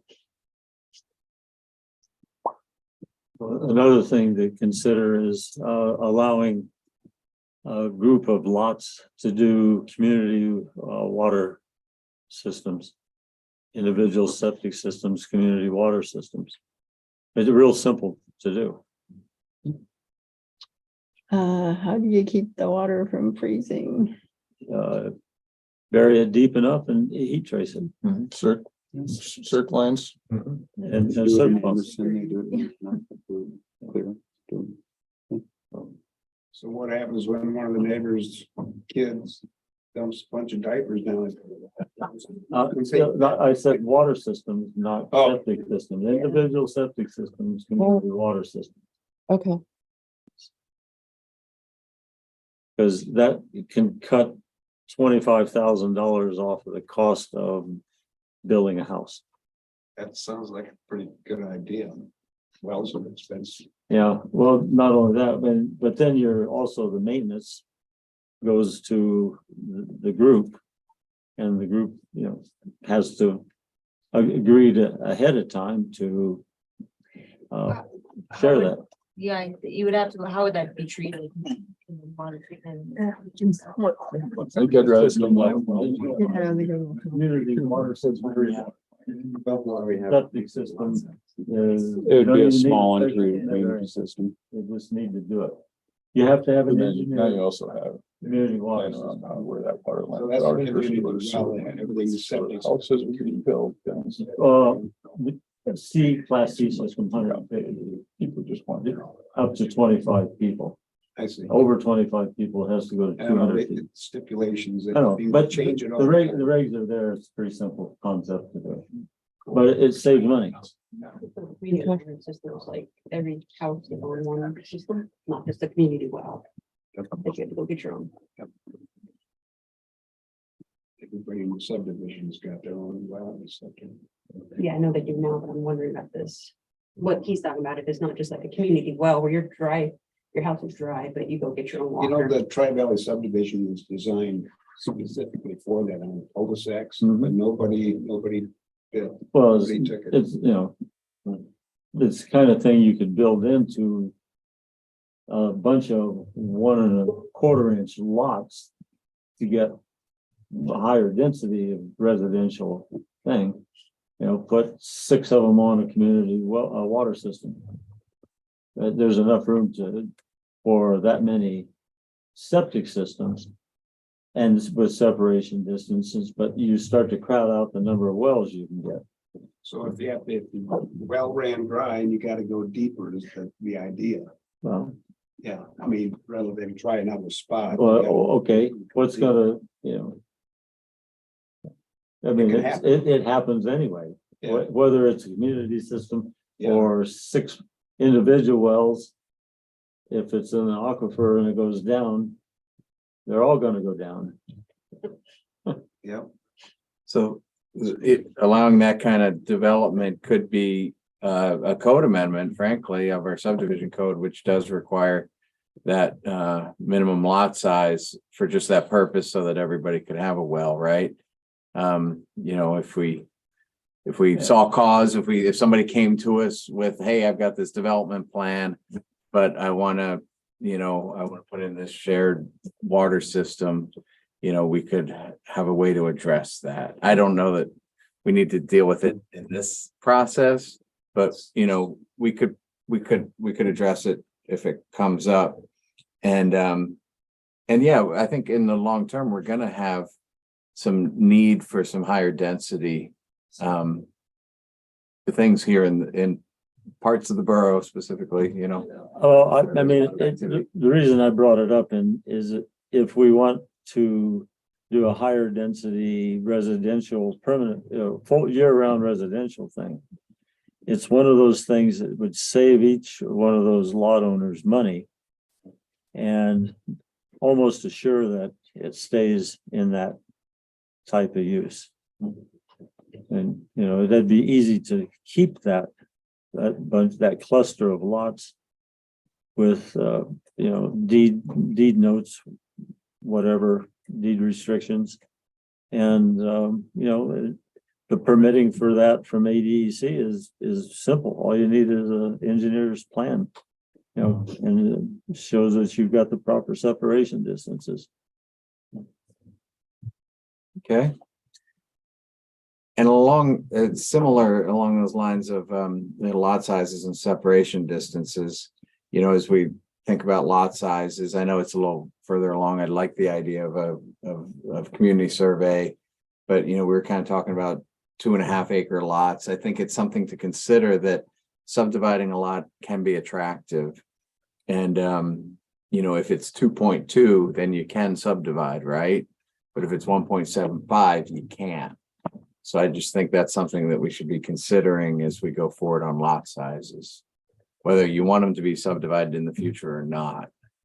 You go a little under, right? If you don't want them to be. That also makes it appealing for some people to know that your neighbor can never subdivide their property. Right. Which actually happens that's one of the stipulations in Jeff King's subdivision. He made a stipulation is you can't make lots less than either 2 1/4 or 2 3/4. You're right. That's another way to And I address mean, that. he made bigger lots, but they did a Yeah. covenant in there that your Right. lot size can't go any smaller, which does make it attractive to some people. Mhm. Mhm. That, you know what, your neighbor's never gonna be able to subdivide, so y'all kind of got equal wattage, that you're not gonna squeeze another house in there.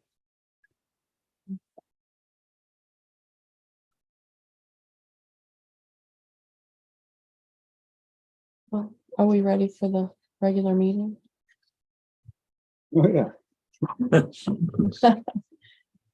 We just need to do that. We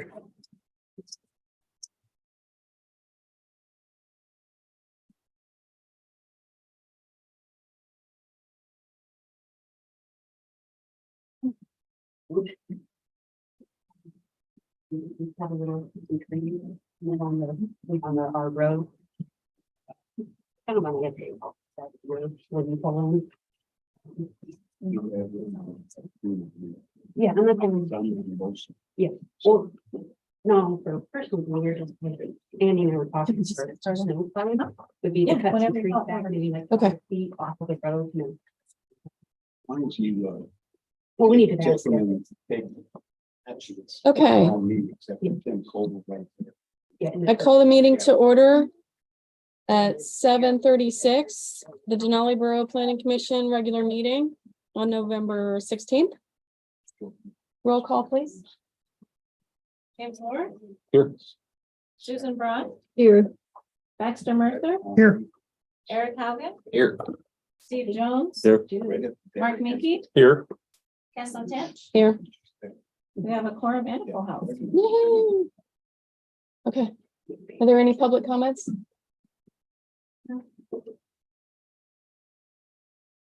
Public comment. I'm sorry, I was having a public conversation. You don't have a public I comment? missed it. You're right at center screen too. Yeah, really, I have no comment. Okay. All right. move to approve the agenda. Is there a second? Second. Any discussion? Any changes? Who made that motion? Me. Susan? All those in favor of the agenda? Agenda is approved. In the minutes. Move to approve the minutes of the previous meeting. Is there a second? Second. Any discussion, any changes to the minutes? All those in favor of approving the minutes? Minutes are approved. Correspondence? None. And there are no plats and conditional uses. Mayor, do you have a report? Oh, yes. Yes, you have the written assembly report in your packet. And I'll add a few things, but also highlight kind of more land / planning related topics. Let's see, I did update the assembly on street addressing progress, and I'll let Marcia report on that as well, where we are on that. We're excited about moving forward and into the next phase, which will be collecting address request applications. And I guess space wise, you may know that we have rented the downstairs space, sometimes called the old bank space. We're calling it the Garden View office space. The Mountain View up here, Garden View downstairs. Like gardens work in Wait, progress. where's the Yeah, I was wondering about that. But old boiler? yeah, above the boiler. And we're gonna have a community development director office there, as well as move the land planner. Marcia's office will move in there as well. So, you know, the whole community development and land planning will have a new space in the months to come. We're excited about that. And did want to let you know that when I say we, I mean Teresa submitted that list of projects that you guys had reviewed for the CTP, that Community Transportation Program, and the TAP, the Transportation Alternatives Program. And Teresa and I are going to be meeting with DOT about that list later this week. On the backside, you do have on your agenda tonight an amendment to, well, we can talk about it then in terms of the Spruce Network request. We'll talk about that when it comes up on your agenda this evening. And then specifically, I did want to bring up the election. It's not on this report, but at our recent election, the 2 ballot questions, you may know, if you know the results, if you don't know the results, I'll go ahead and let you know that moving the elected bodies, the assembly and school board, in terms of redistricting to the 5 districts, we had 2 plans, one 5 districts, 9 seats, one 5 districts, 7 seats. The 7-seat plan prevailed in that election. And then specifically to the planning commission composition, that standalone question about shall the planning commission go to a minimum of 5 seats and at large, that prevailed as well. And so so the timing's going to be a little interesting here because, and in terms of implementation, you know, we need to write the new code and at the same time, we're coming up to January, which is when usually, you know, by the old system of districting, those seats that are coming due would express their interest in continuing to serve. We're going to go at large. I think I'm interested in hearing that from you guys. I think we got a great 7-member planning commission. Yeah, I like the way that there was some flexibility in the number there of a minimum of 5.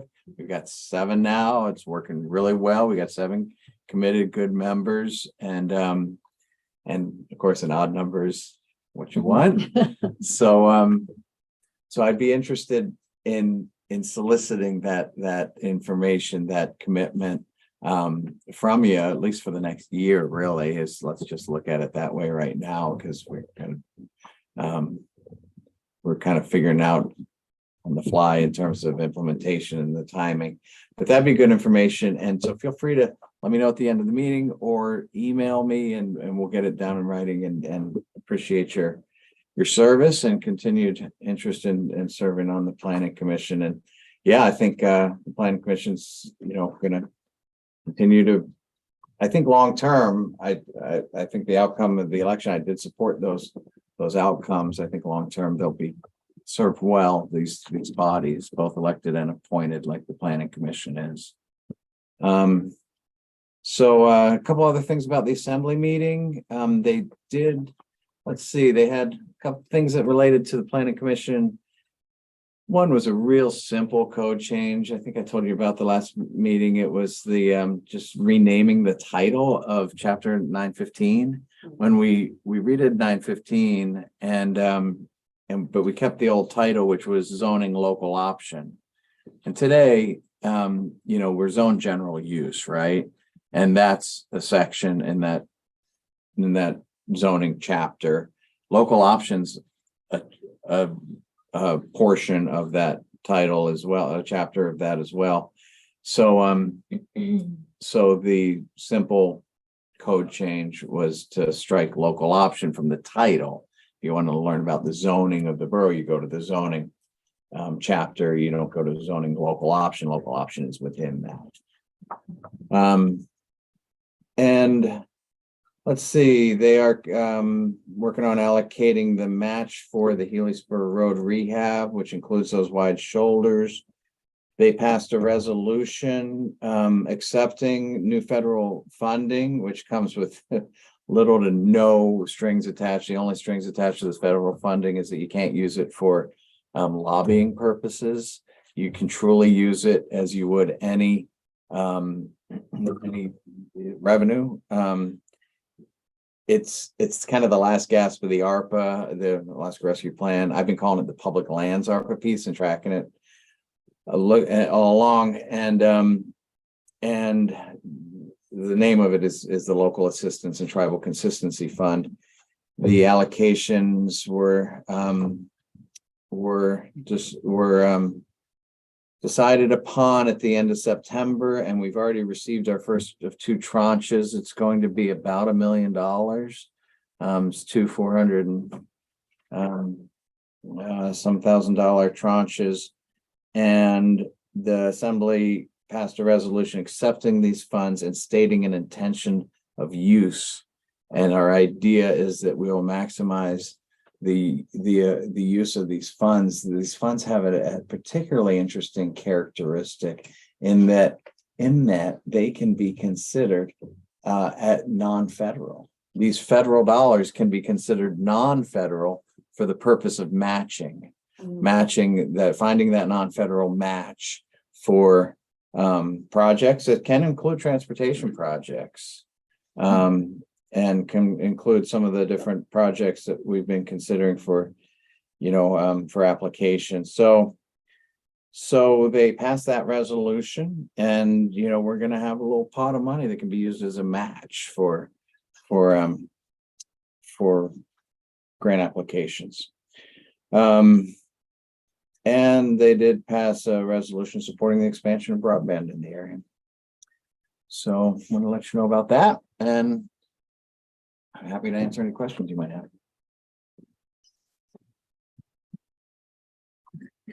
So the broadband is happening?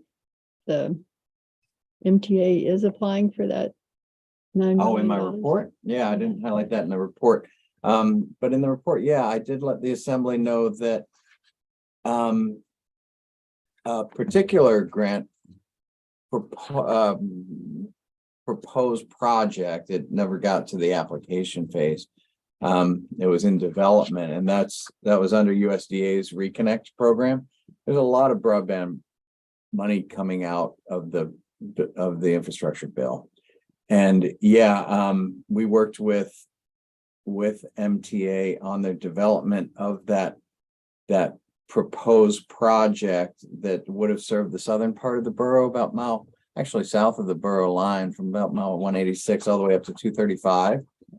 And it was going to be a $9 million project that they were going to put in for to upgrade 365 different service locations. And the program did include the USDA program. The Reconnect program included a requirement of tribal consent. Right. And the Cantwell Village Council did decline to provide that consent to MTA. We did support them doing that, and they declined to do that. So MTA pulled that application. Okay. Do we know why they declined? They did not provide a rationale for their decision. Okay. It stated that as a sovereign entity, they didn't need to do that. Okay. And so our broadband resolution supported by the Assembly of expanding broadband in the area, and all the good reasons for that, including civic engagement, and of course economic development as well. It did in the whereas support, working with the native village of Cantwell, and we'd like that in continuing pursuit of broadband in the area. We're not certain that the coming programs are going to have that same requirement as USDA's did. Yeah.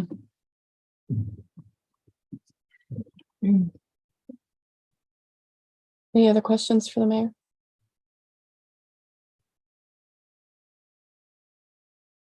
Thank you. You're welcome. And Teresa, do we have your report? Yep. Nothing written, but a few updates to share. DNR and the Division of Parks and Outdoor Recreation has a draft out of the statewide comprehensive outdoor recreation plan. The SCORP, SCORP, public comment is open through November 28th. So I'd encourage everyone to take a look at that and offer comment. In Appendix 1, there is a Denali chapter, a Denali section. There was a group of around a dozen folks from the Denali area over the last 2 years that worked on crafting that Denali section. So, and was one of the impetuses for having our own recreation committee.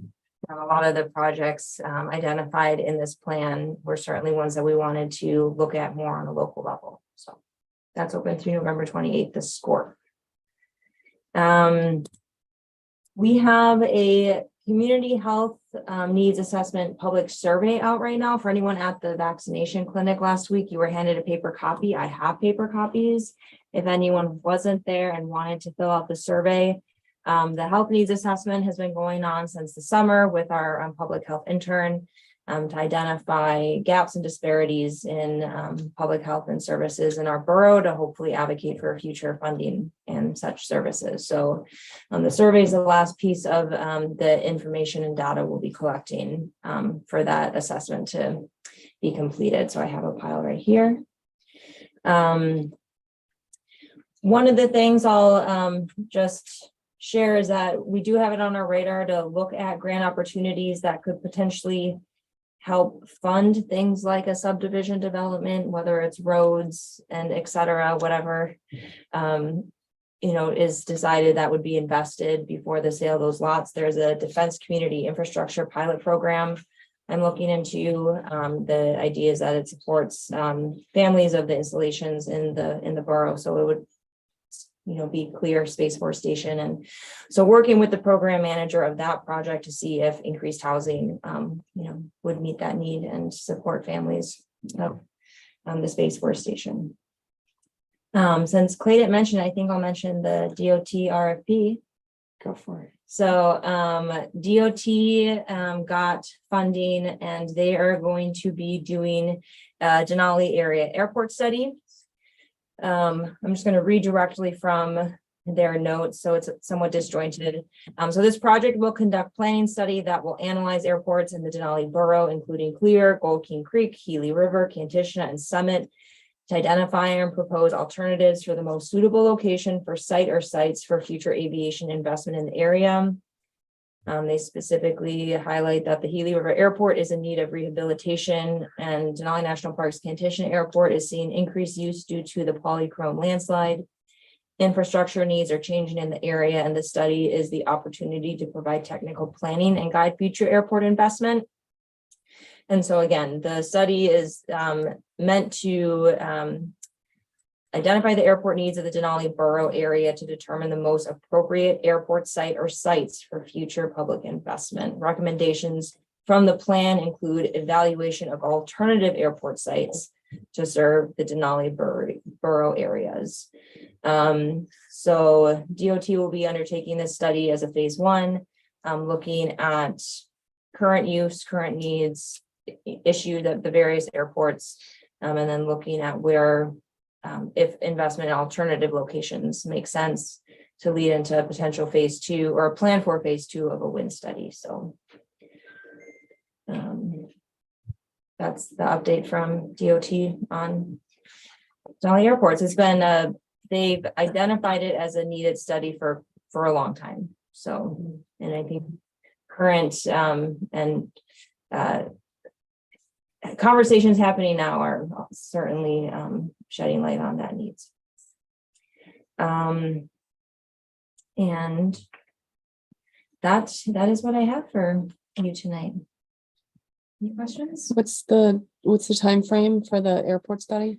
The RFP hasn't gone out to hire that professional planning services, but it's imminent to happen over a couple of years. Okay. So they have the funding for this study, and so they'll be putting out an RFP for a firm to take on that study. Okay.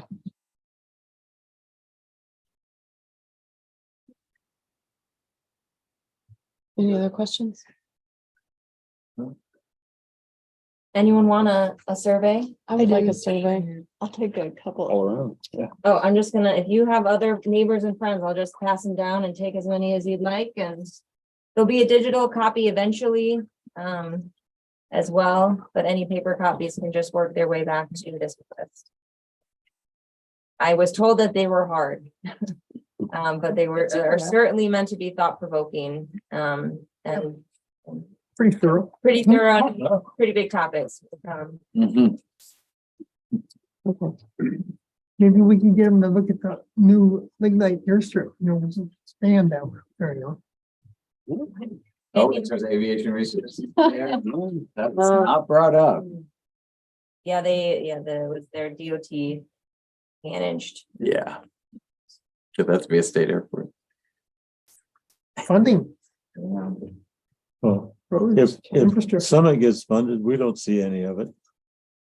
Yeah, and Summit, the issue with Summit, they tried to have that as a site for expansion, but it's not currently listed. I'm not gonna remember the acronym, but it's not an FAA.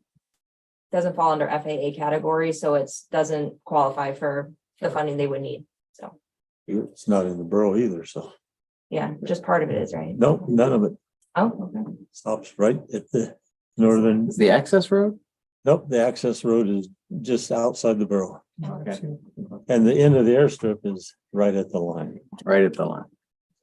They have some groundwater contamination that Here you go, Good thing. anonymous phone calls. Wouldn't be surprising that FAA station was Yeah. there for a long time. Any other questions for Teresa? Thank you. Marcia. Just a couple updates. So I did send you guys, an email about, DNR is doing a public commenting period right now for an expansion of the 252.5 material site. They want to add about 20 acres kind of to the northeast area, of it. And then the annual Alaska Planning Conference is actually being joined with the Western Planner Conference, which is basically all the Western states. You got Washington, Oregon, California, Idaho, Montana, Colorado, Texas. And it's going to be August 16th through the 18th down in Anchorage. So we're not going to have one in January, February, kind of where they did. It's now going to be jointly combined with the bigger overall one in August. So you can think about that. They don't know what hotel it's going to be in yet. August what? August 16th through the 18th. So probably a 3-day conference.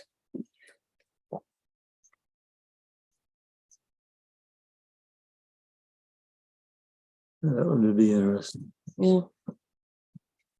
Yeah, they've had it, a lot of times they've been having it over in North Dakota. But yeah, it brings in a whole bunch of stuff. So you'll get to hear a whole bunch of topics that basically the whole Western United States has. A lot of their topics have lately been like community planning in some of the areas, rezoning. Some of their parcels that they've set aside for different things. A big thing that's going on in like the lower 48 is the converting old abandoned buildings into new housing or recreation, that kind of stuff. So a lot of cities are dealing with that. You know, like New York does it. They had to revamp all their old docks into green spaces now. So it's a big sweep going on, water issues, easements and stuff. So I think it'd be interesting with all the other states and the topics. Kind of last thing I have is, so our addressing database is probably about 95% complete. We just need to do a few tweaks on it.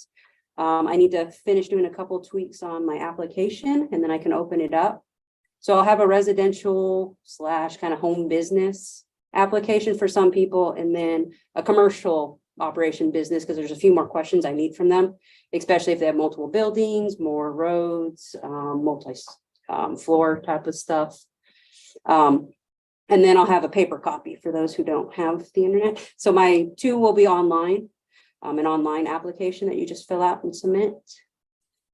And then I'll have a paper copy for those that don't have good internet or just want to go old fashioned. It'll take a little bit of effort for them. They'll have to get like a copy of a plat or Google map or still something to show me part of it, because I still need to know where your driveway is and then like what building or is going to need the address on your house, because that ties it in to the emergency services and to get it kind of more uniform with the national database of what's required. So they want to know what structure it is and where your driveway is. And this is really helpful for like long driveways. That kind of stuff. So I'm hoping to get that maybe next week. I have to do a few little tweaks. I got a few comments from our the guy that's building our database, and he made a few things, and then I need to try to get it to publish and add a few things. So that's my technology issue, is it doesn't like to republish. So it opens it up to the public. And then we'll get it out there and, you know, we'll put it on our website and try to put it on the Facebook page, links and everything. So people can start filling it out. So when do you think this will happen? I'm hoping I can open up the application process so people can start applying, and then maybe I can start getting letters out, but like, there's still kind of a gap is I need stuff to put in my database before I can send it up to dispatch or anywhere else. So there still might be a timeline, which I don't know. And that's the thing is for other people to, like if it's going outside of dispatch, how long it's going to take for like mailing services, other places like that. To actually adopt it into their system. So like you won't be able to use your address. If I give you your letter next month, you're not gonna be able to go in and be like, this is my address. Amazon's gonna be like, not recognized. So there's still gonna be a little gap because like, besides for dispatch, they'll have it, they'll use it. That kind of stuff, anything outside is pretty much like outside of my realm of how they operate and how they adapt and how it gets in there. I assume I'm going to give it to, I have a list of people I'm giving it to. The post office is the one that they'll take the database and incorporate it. And then that will basically give you a verifiable mailing address when you input it into any of the online stores and stuff like that. You know, it's not going to be required for you to apply. And some people have assumed that we're just going to automatically address you. We're not. This is basically an option thing. I've had some people be like, I don't want an address. And I'm like, okay. But there are some things that I think eventually, probably within the next year or so, that might force you to do it because it's going to go to the Division of Elections, the DMV. And so I think your PFD will probably be the trigger. I think there's a few things that are going to trigger it. So we won't force you, but I do believe life will. To eventually get one, because if you keep the address you have, if somebody calls me, I cannot verify your made up address.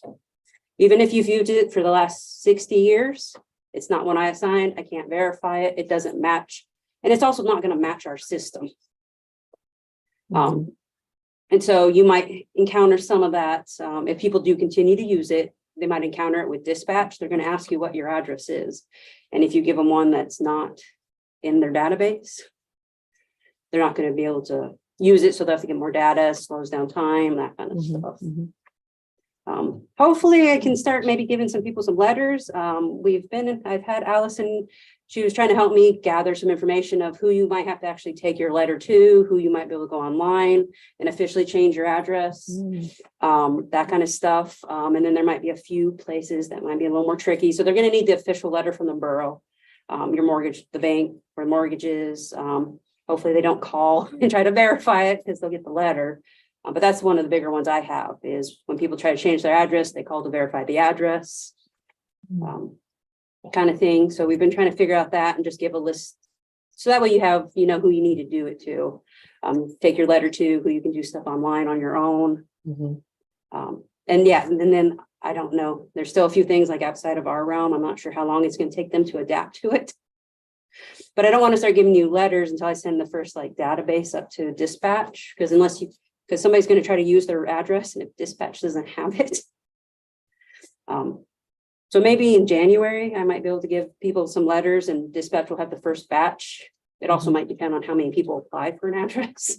Okay, but you said soon we'll be able to do the application. Yeah, I'm going to try to get it out by next week. I'm gone. I'm out of the office tomorrow, but on Monday, I'm hopefully try to get that opened up so people can start applying. And then that'll help me and our contractor put the final touches on the database because there's still a few questions in there of how things are working. And he's still going to kind of help me for adding some new roads. So if somebody comes in and is like, my road's not on here, then we can add it.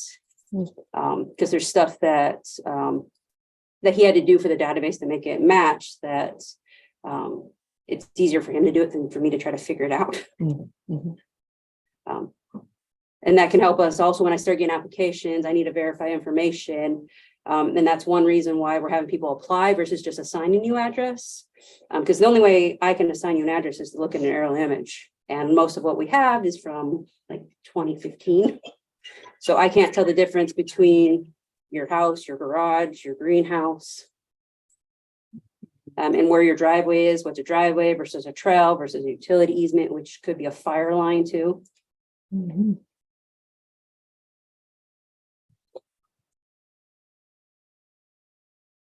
Next week. That's exciting. Amazing. Okay. Any questions for Marcia? All right, thank you. Okay. Jim, Yes, I did go to the assembly meeting last week and, beautiful Anchorage or, Anderson. And they're 2 days in a row. They had voting the day before, so oh, got real familiar with that little building. I'll say, Mayor Walker, you really covered it. I didn't have anything additional to add about that meeting, so. Sorry, I stepped on your toes there. It just was, report now, but No. yeah. Those, some of the things that related to the planning commission, and really appreciate your attendance. Yeah. Good to have that cross communication, pollination. Yeah. thank you. All right, no appearance requests. No unfinished business. All right, new business. Amending the land management plan.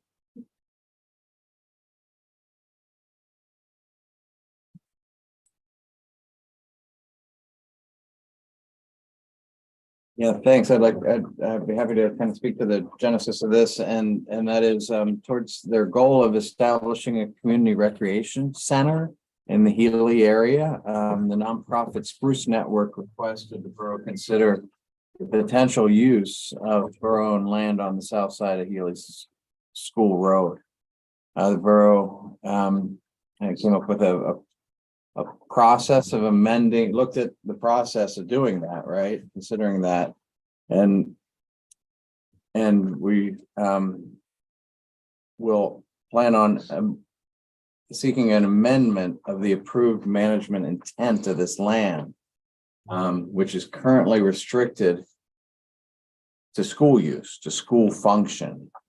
So we anticipate the process starts here at the Planning Commission, and we'll go to the assembly for review, taking in your input and final approval. And the school board will also have it in front of them and consider have their voice heard as well, prior to assembly action.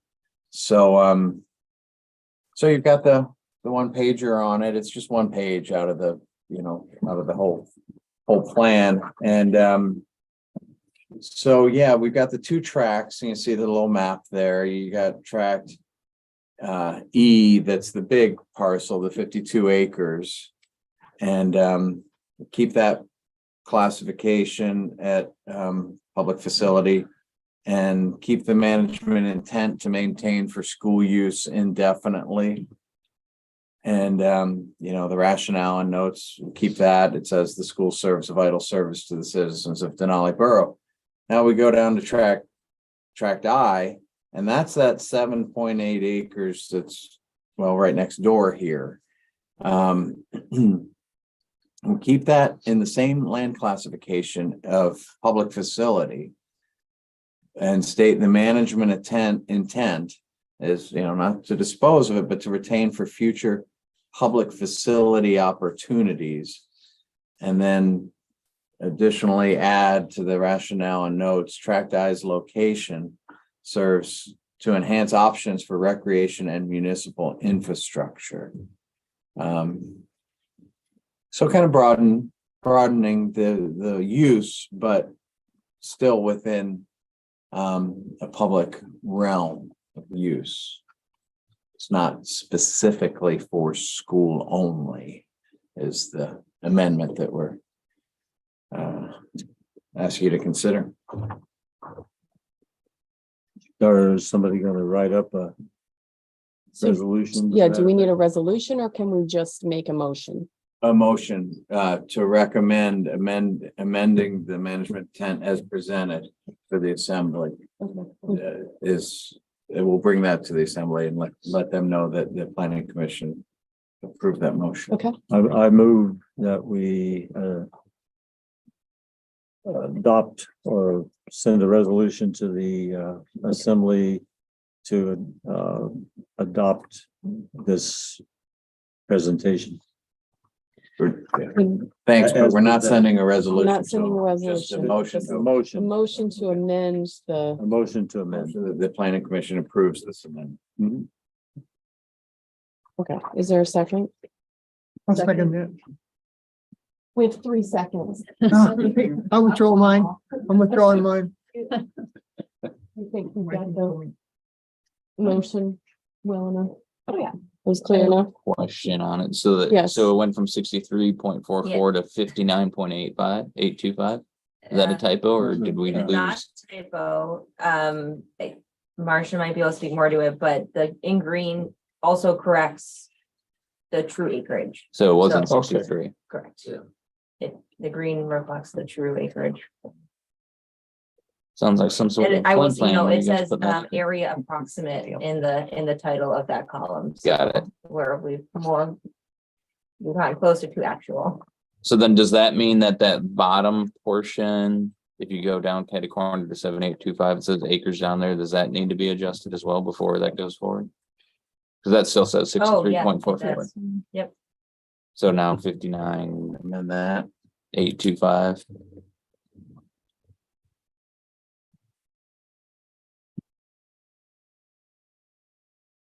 I was So what's curious that? who would catch the math. I told you. The guy earlier. Oh, man. Punctuation, nail it. Math, I'm your guy. So what's the little blue area there in between the two parcels? The DOT right of way. The missing Let's turn around. 4.28 acres. School road, which is, must be state road. Yeah. Is that where the missing acreage is? Yeah, exactly.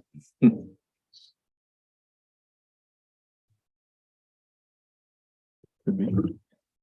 So that tract I looks like it includes Mountains of Fun. Is that correct? Yes.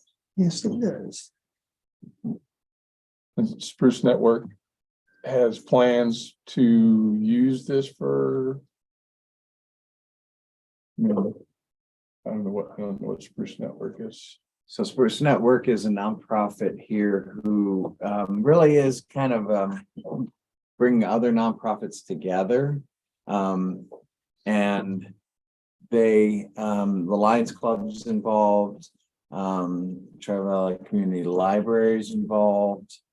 I've actually, Neighbor to Neighbors involved. I'm actually part of the Spruce Network. Okay. So I could speak to this. We've actually been meeting for, we've been working on this plan for years.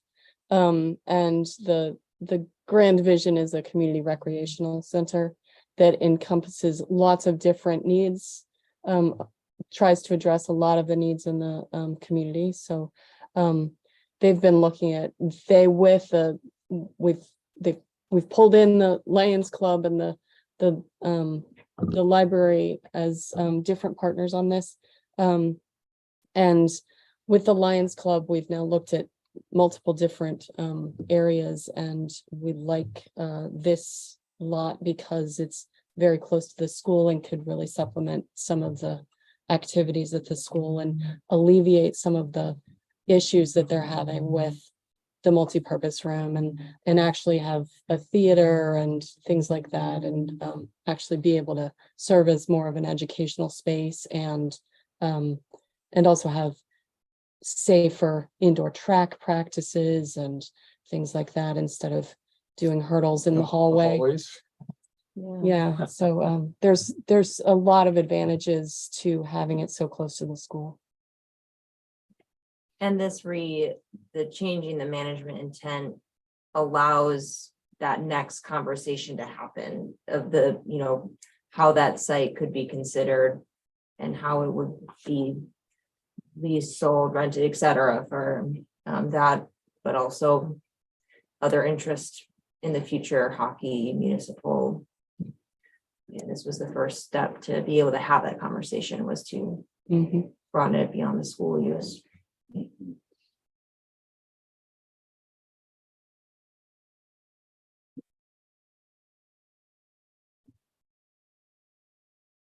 And I suppose the other edit that might be needed is under notes, as Eric saw, the acreage under the patent ID information. Notes Tri-Valley School and public and borough proper, I mean, it's. That also needs to be edited. Where's that, I guess? You know, Under borough acres. property. Right, yeah. So it should say not Tri-Valley School property. Yeah. Oh, yeah, the very far one, Yeah. yeah. And also under introduction. Because that acreage is wrong too. That's what's recorded in the deed. Oh, The 63.4 is, oh, one.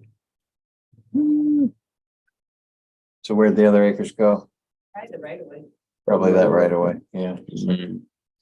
Austin Road. makes sense. And in the introduction, should it be the Denali Borough municipal land? Yeah, it should be.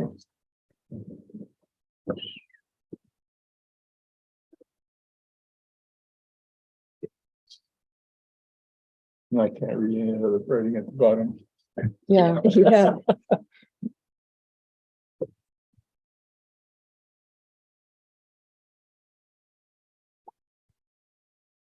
Yeah, Any other discussion? sounds totally worthwhile. Good idea. The school board meeting, they mentioned a study of a track facility and various recreation improvements, maybe some housing. I think that was a school board meeting, or was that the assembly meeting? The school Something board together. and, yeah, so, sometimes I forget things that might be relevant to bring up if I'm under my report. And, so Dan and his Superintendent Polta and his report did report that, the school district is interested in looking at potential teacher housing. Oh, And that could be located on this property. And if they move forward with it, you know, we'd be a partner in the siting of it on school property, right? And then another, but separate project, in our CIP, which is Capital Improvement Program, we listed this past spring when we passed that, a couple projects that we wanted to progress to the design phase. And one is expanding covered storage at our landfill for items that will be moving along, like hazardous household hazardous waste and electronics and such. And the other was improvements to the north side of Tri-Valley Schools, which include parking, to address some of the issues there, which include parking and potentially increased recreational facilities there. So the assembly did approve those funds, and the borough has engaged a firm for conceptual design. Conceptual design. You know, are we sure exactly what we want there? No. But let's engage a firm and come up with what it could look like if we were to seek to put a track around the soccer field. Like we've had requests. I remember students coming to the planning commission and asking for a track around the soccer field in years past. And so, you know, outdoor improvements on that, in that north part of the school could include a track around the soccer field, parking improvements, and what else was in there? The basketball court really is in bad shape. And how, you know, how the track would impact that, right? If it's just placed around the soccer field the way it is, but so we're going to have that conceptual plan and then bring it to the different bodies, is the plan going forward. What do you guys think about reviewing? You want to review that conceptual plan? Well, I just have some input. Yeah. could we have some kind of a facility, some kind of shed or something with power and Ethernet? Shed with power and ethernet, where? Somewhere around the track. Somewhere around the track. If we went full track meet hosting, power would need to come out to run a timer. And So that's Ethernet nothing could be pulled out main with that. power need with I, that. I've seen in terms of what that would look like. In terms of like matching Sioux Valley's track. I mean, I was asking those guys about their track and, you know, and infrastructure there. They said that was the only thing that needed power was the clock. Okay, so power would be good. Yeah. Yeah, And then So- Ethernet could be pulled out along with the power. could be. Yeah. And it's all very conceptual and, you know, not saying we're running out and spending $1 million on building a track, but you know, we'd like to know how much it might cost and if there might be grants out there. So, so that's where we are with it in that kind of pre-design almost concept stage. Thank you, and sorry to, No, I'm glad you brought it up. Go ahead, sorry. that all sounds like it's generally in the northern sections of tract E and not really tract I where this spruce network is looking at. Mhm. Cool, thank you. You bet. You mentioned housing potentially in tract I. Not in tract I I, thought it's that's what not, you said. I'm sorry, Yep. that's not where the school district is potentially envisioning that. There's that Where it road used slash to be? trail where it used to be. Yeah, Yeah. okay, that's an easy answer. Okay, yeah, Well, where did What does we? it mean? just north of the school, see that road? I mean, Yeah. They used to have several the- trailer homes along there that. Oh, really? Available for teachers. Where those, like, there's a junk car in there right now? I haven't been The down that trail way for a long between time. The trail of the post office. Yes, Yeah, exactly. Is that a big septic pit still out there? I don't know, Big, but, and that's where they used to have some Oh, okay. trailers available for Interesting. teachers. All right. Any other comments, questions, discussion about this motion? Okay. Let's see. I guess we'll do a roll call for this. Eric Halligan, Yes. Susan Braun, Yes, Baxter Mercer, yes, James Ward, Yes, Mark Mankey, Yes, Steve Jones. Yes. Chris Lieutenant, Yes. unanimous. All right, next we have recommendations for state of Alaska statewide transportation improvement program. So at your last meeting, this was put in front of you and there was feedback that certainly more time would be beneficial to review. So we held it off the assemblies meeting this month with the plan to put it in a resolution in their December meeting. And so just putting it back on your radar if there were any comments or additions that anyone on the planning commission had. So the list hasn't changed since the last meeting.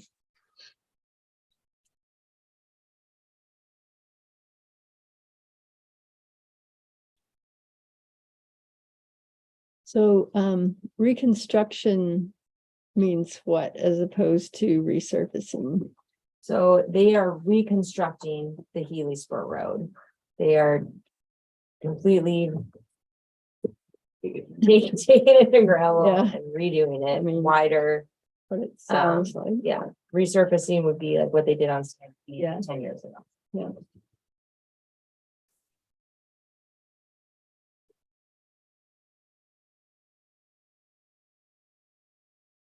I've heard that resurfacing called just grind and go. But rehab is a lot more work. There's always involves, you know, redoing the ditching. Yeah, This one's certainly, because it's gonna be a wider road bed. right.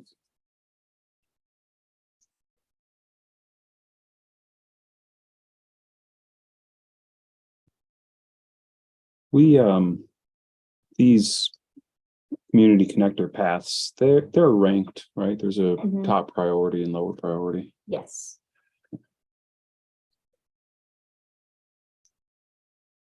was thinking, I think it was last week I was driving into Healy and, coming through.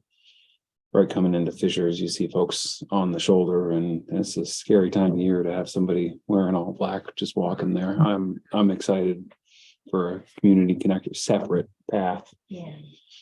Yeah, and for right in Healy here, the Slough Bridge, the Dry Creek Bridge, that all is also captured in it's the fourth bullet down under the Pell, the Healy reconstruction and pedestrian improvements. That's the $10 million project that looks at pretty much 3 Bears to Dry Creek Bridge. Pedestrian improvements along that stretch. Yeah, that one's definitely. It's a really needed project. Yeah, We're excited about having some money as a match, but I mean, the match there is, oh, hold on, that's. It doesn't fit under the Doesn't state fit DOT under that. community projects, would be likely a federal program, which unless DOT does it with their own discretionary and formula funding. But for a federal grant, it's a 20% match. 20%. So we wouldn't even have close to it. 20%. It was 2 million. creatively incorporated into one of the CTP, the Community Transportation Program submissions for walking paths along the highway, Healysboro Road, School Road, Cole Street. So it was captured, the pedestrian side. A pedestrian improvement can occur on a highway in the CTP, or the TAP, Transportation Alternative Program. That's the one. man. So, part of the, yeah. Street.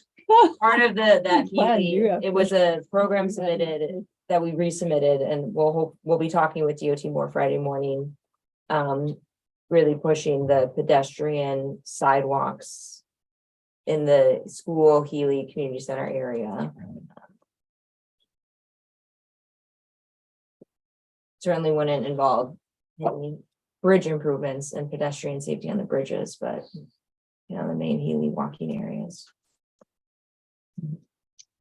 Little steps, little $20 million steps.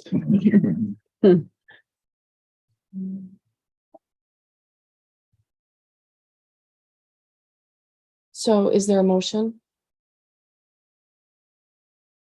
Move to accept, pass it on. Is there a second? Second it. Okay. More discussion?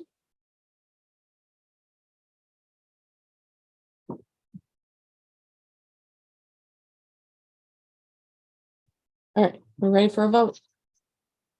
All those in favor, say aye. Okay, motion passed. All right. Public comments? Commissioner comments.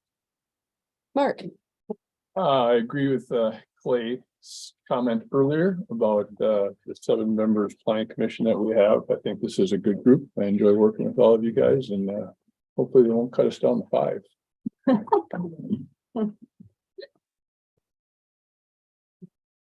okay, Eric, Appreciate all the staff's time and efforts, and I had sent an email to Teresa. There's that quick kind of read community out email that goes out. It's just one page that has some happenings going on in the borough, and it's awesome. Like, for people on the go, it is a great highlight to be able to just quick scan and go, all right, cool, and then roll out. So appreciate that. Susan? No comment. Yes, okay.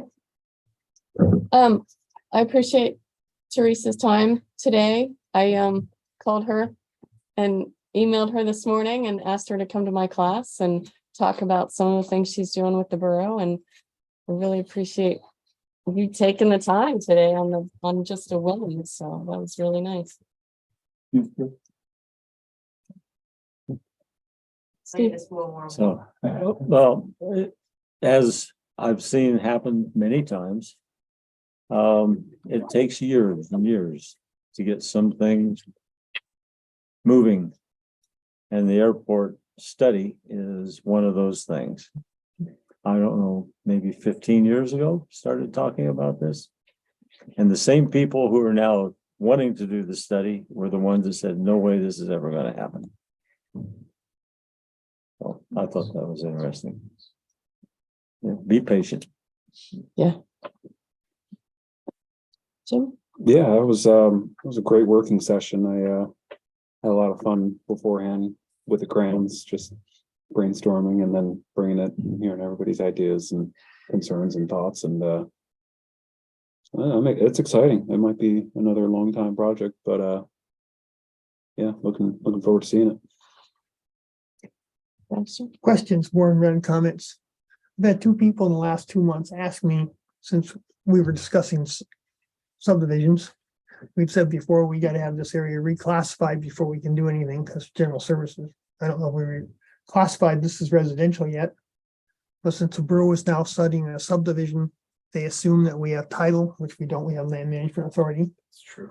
And we're studying a subdivision, so is the borough to the point where they're gonna start letting land leases for activities such as fields, growing grain or livestock? Put in an application. So got that a we process. are to that point that we are now classified enough that we can do this. Borough lands have management plans, which was the holdup earlier, and they're all have management plans, Okay. yes. My nephew looked at that field that was down in Lignite there, Yeah, Forest Roads, and one of we've got a that process. was up for an option. Yep. Okay. And Oh, yeah, it's the just great. management plan, the management plan for the Lignite area does say it's suitable for residential.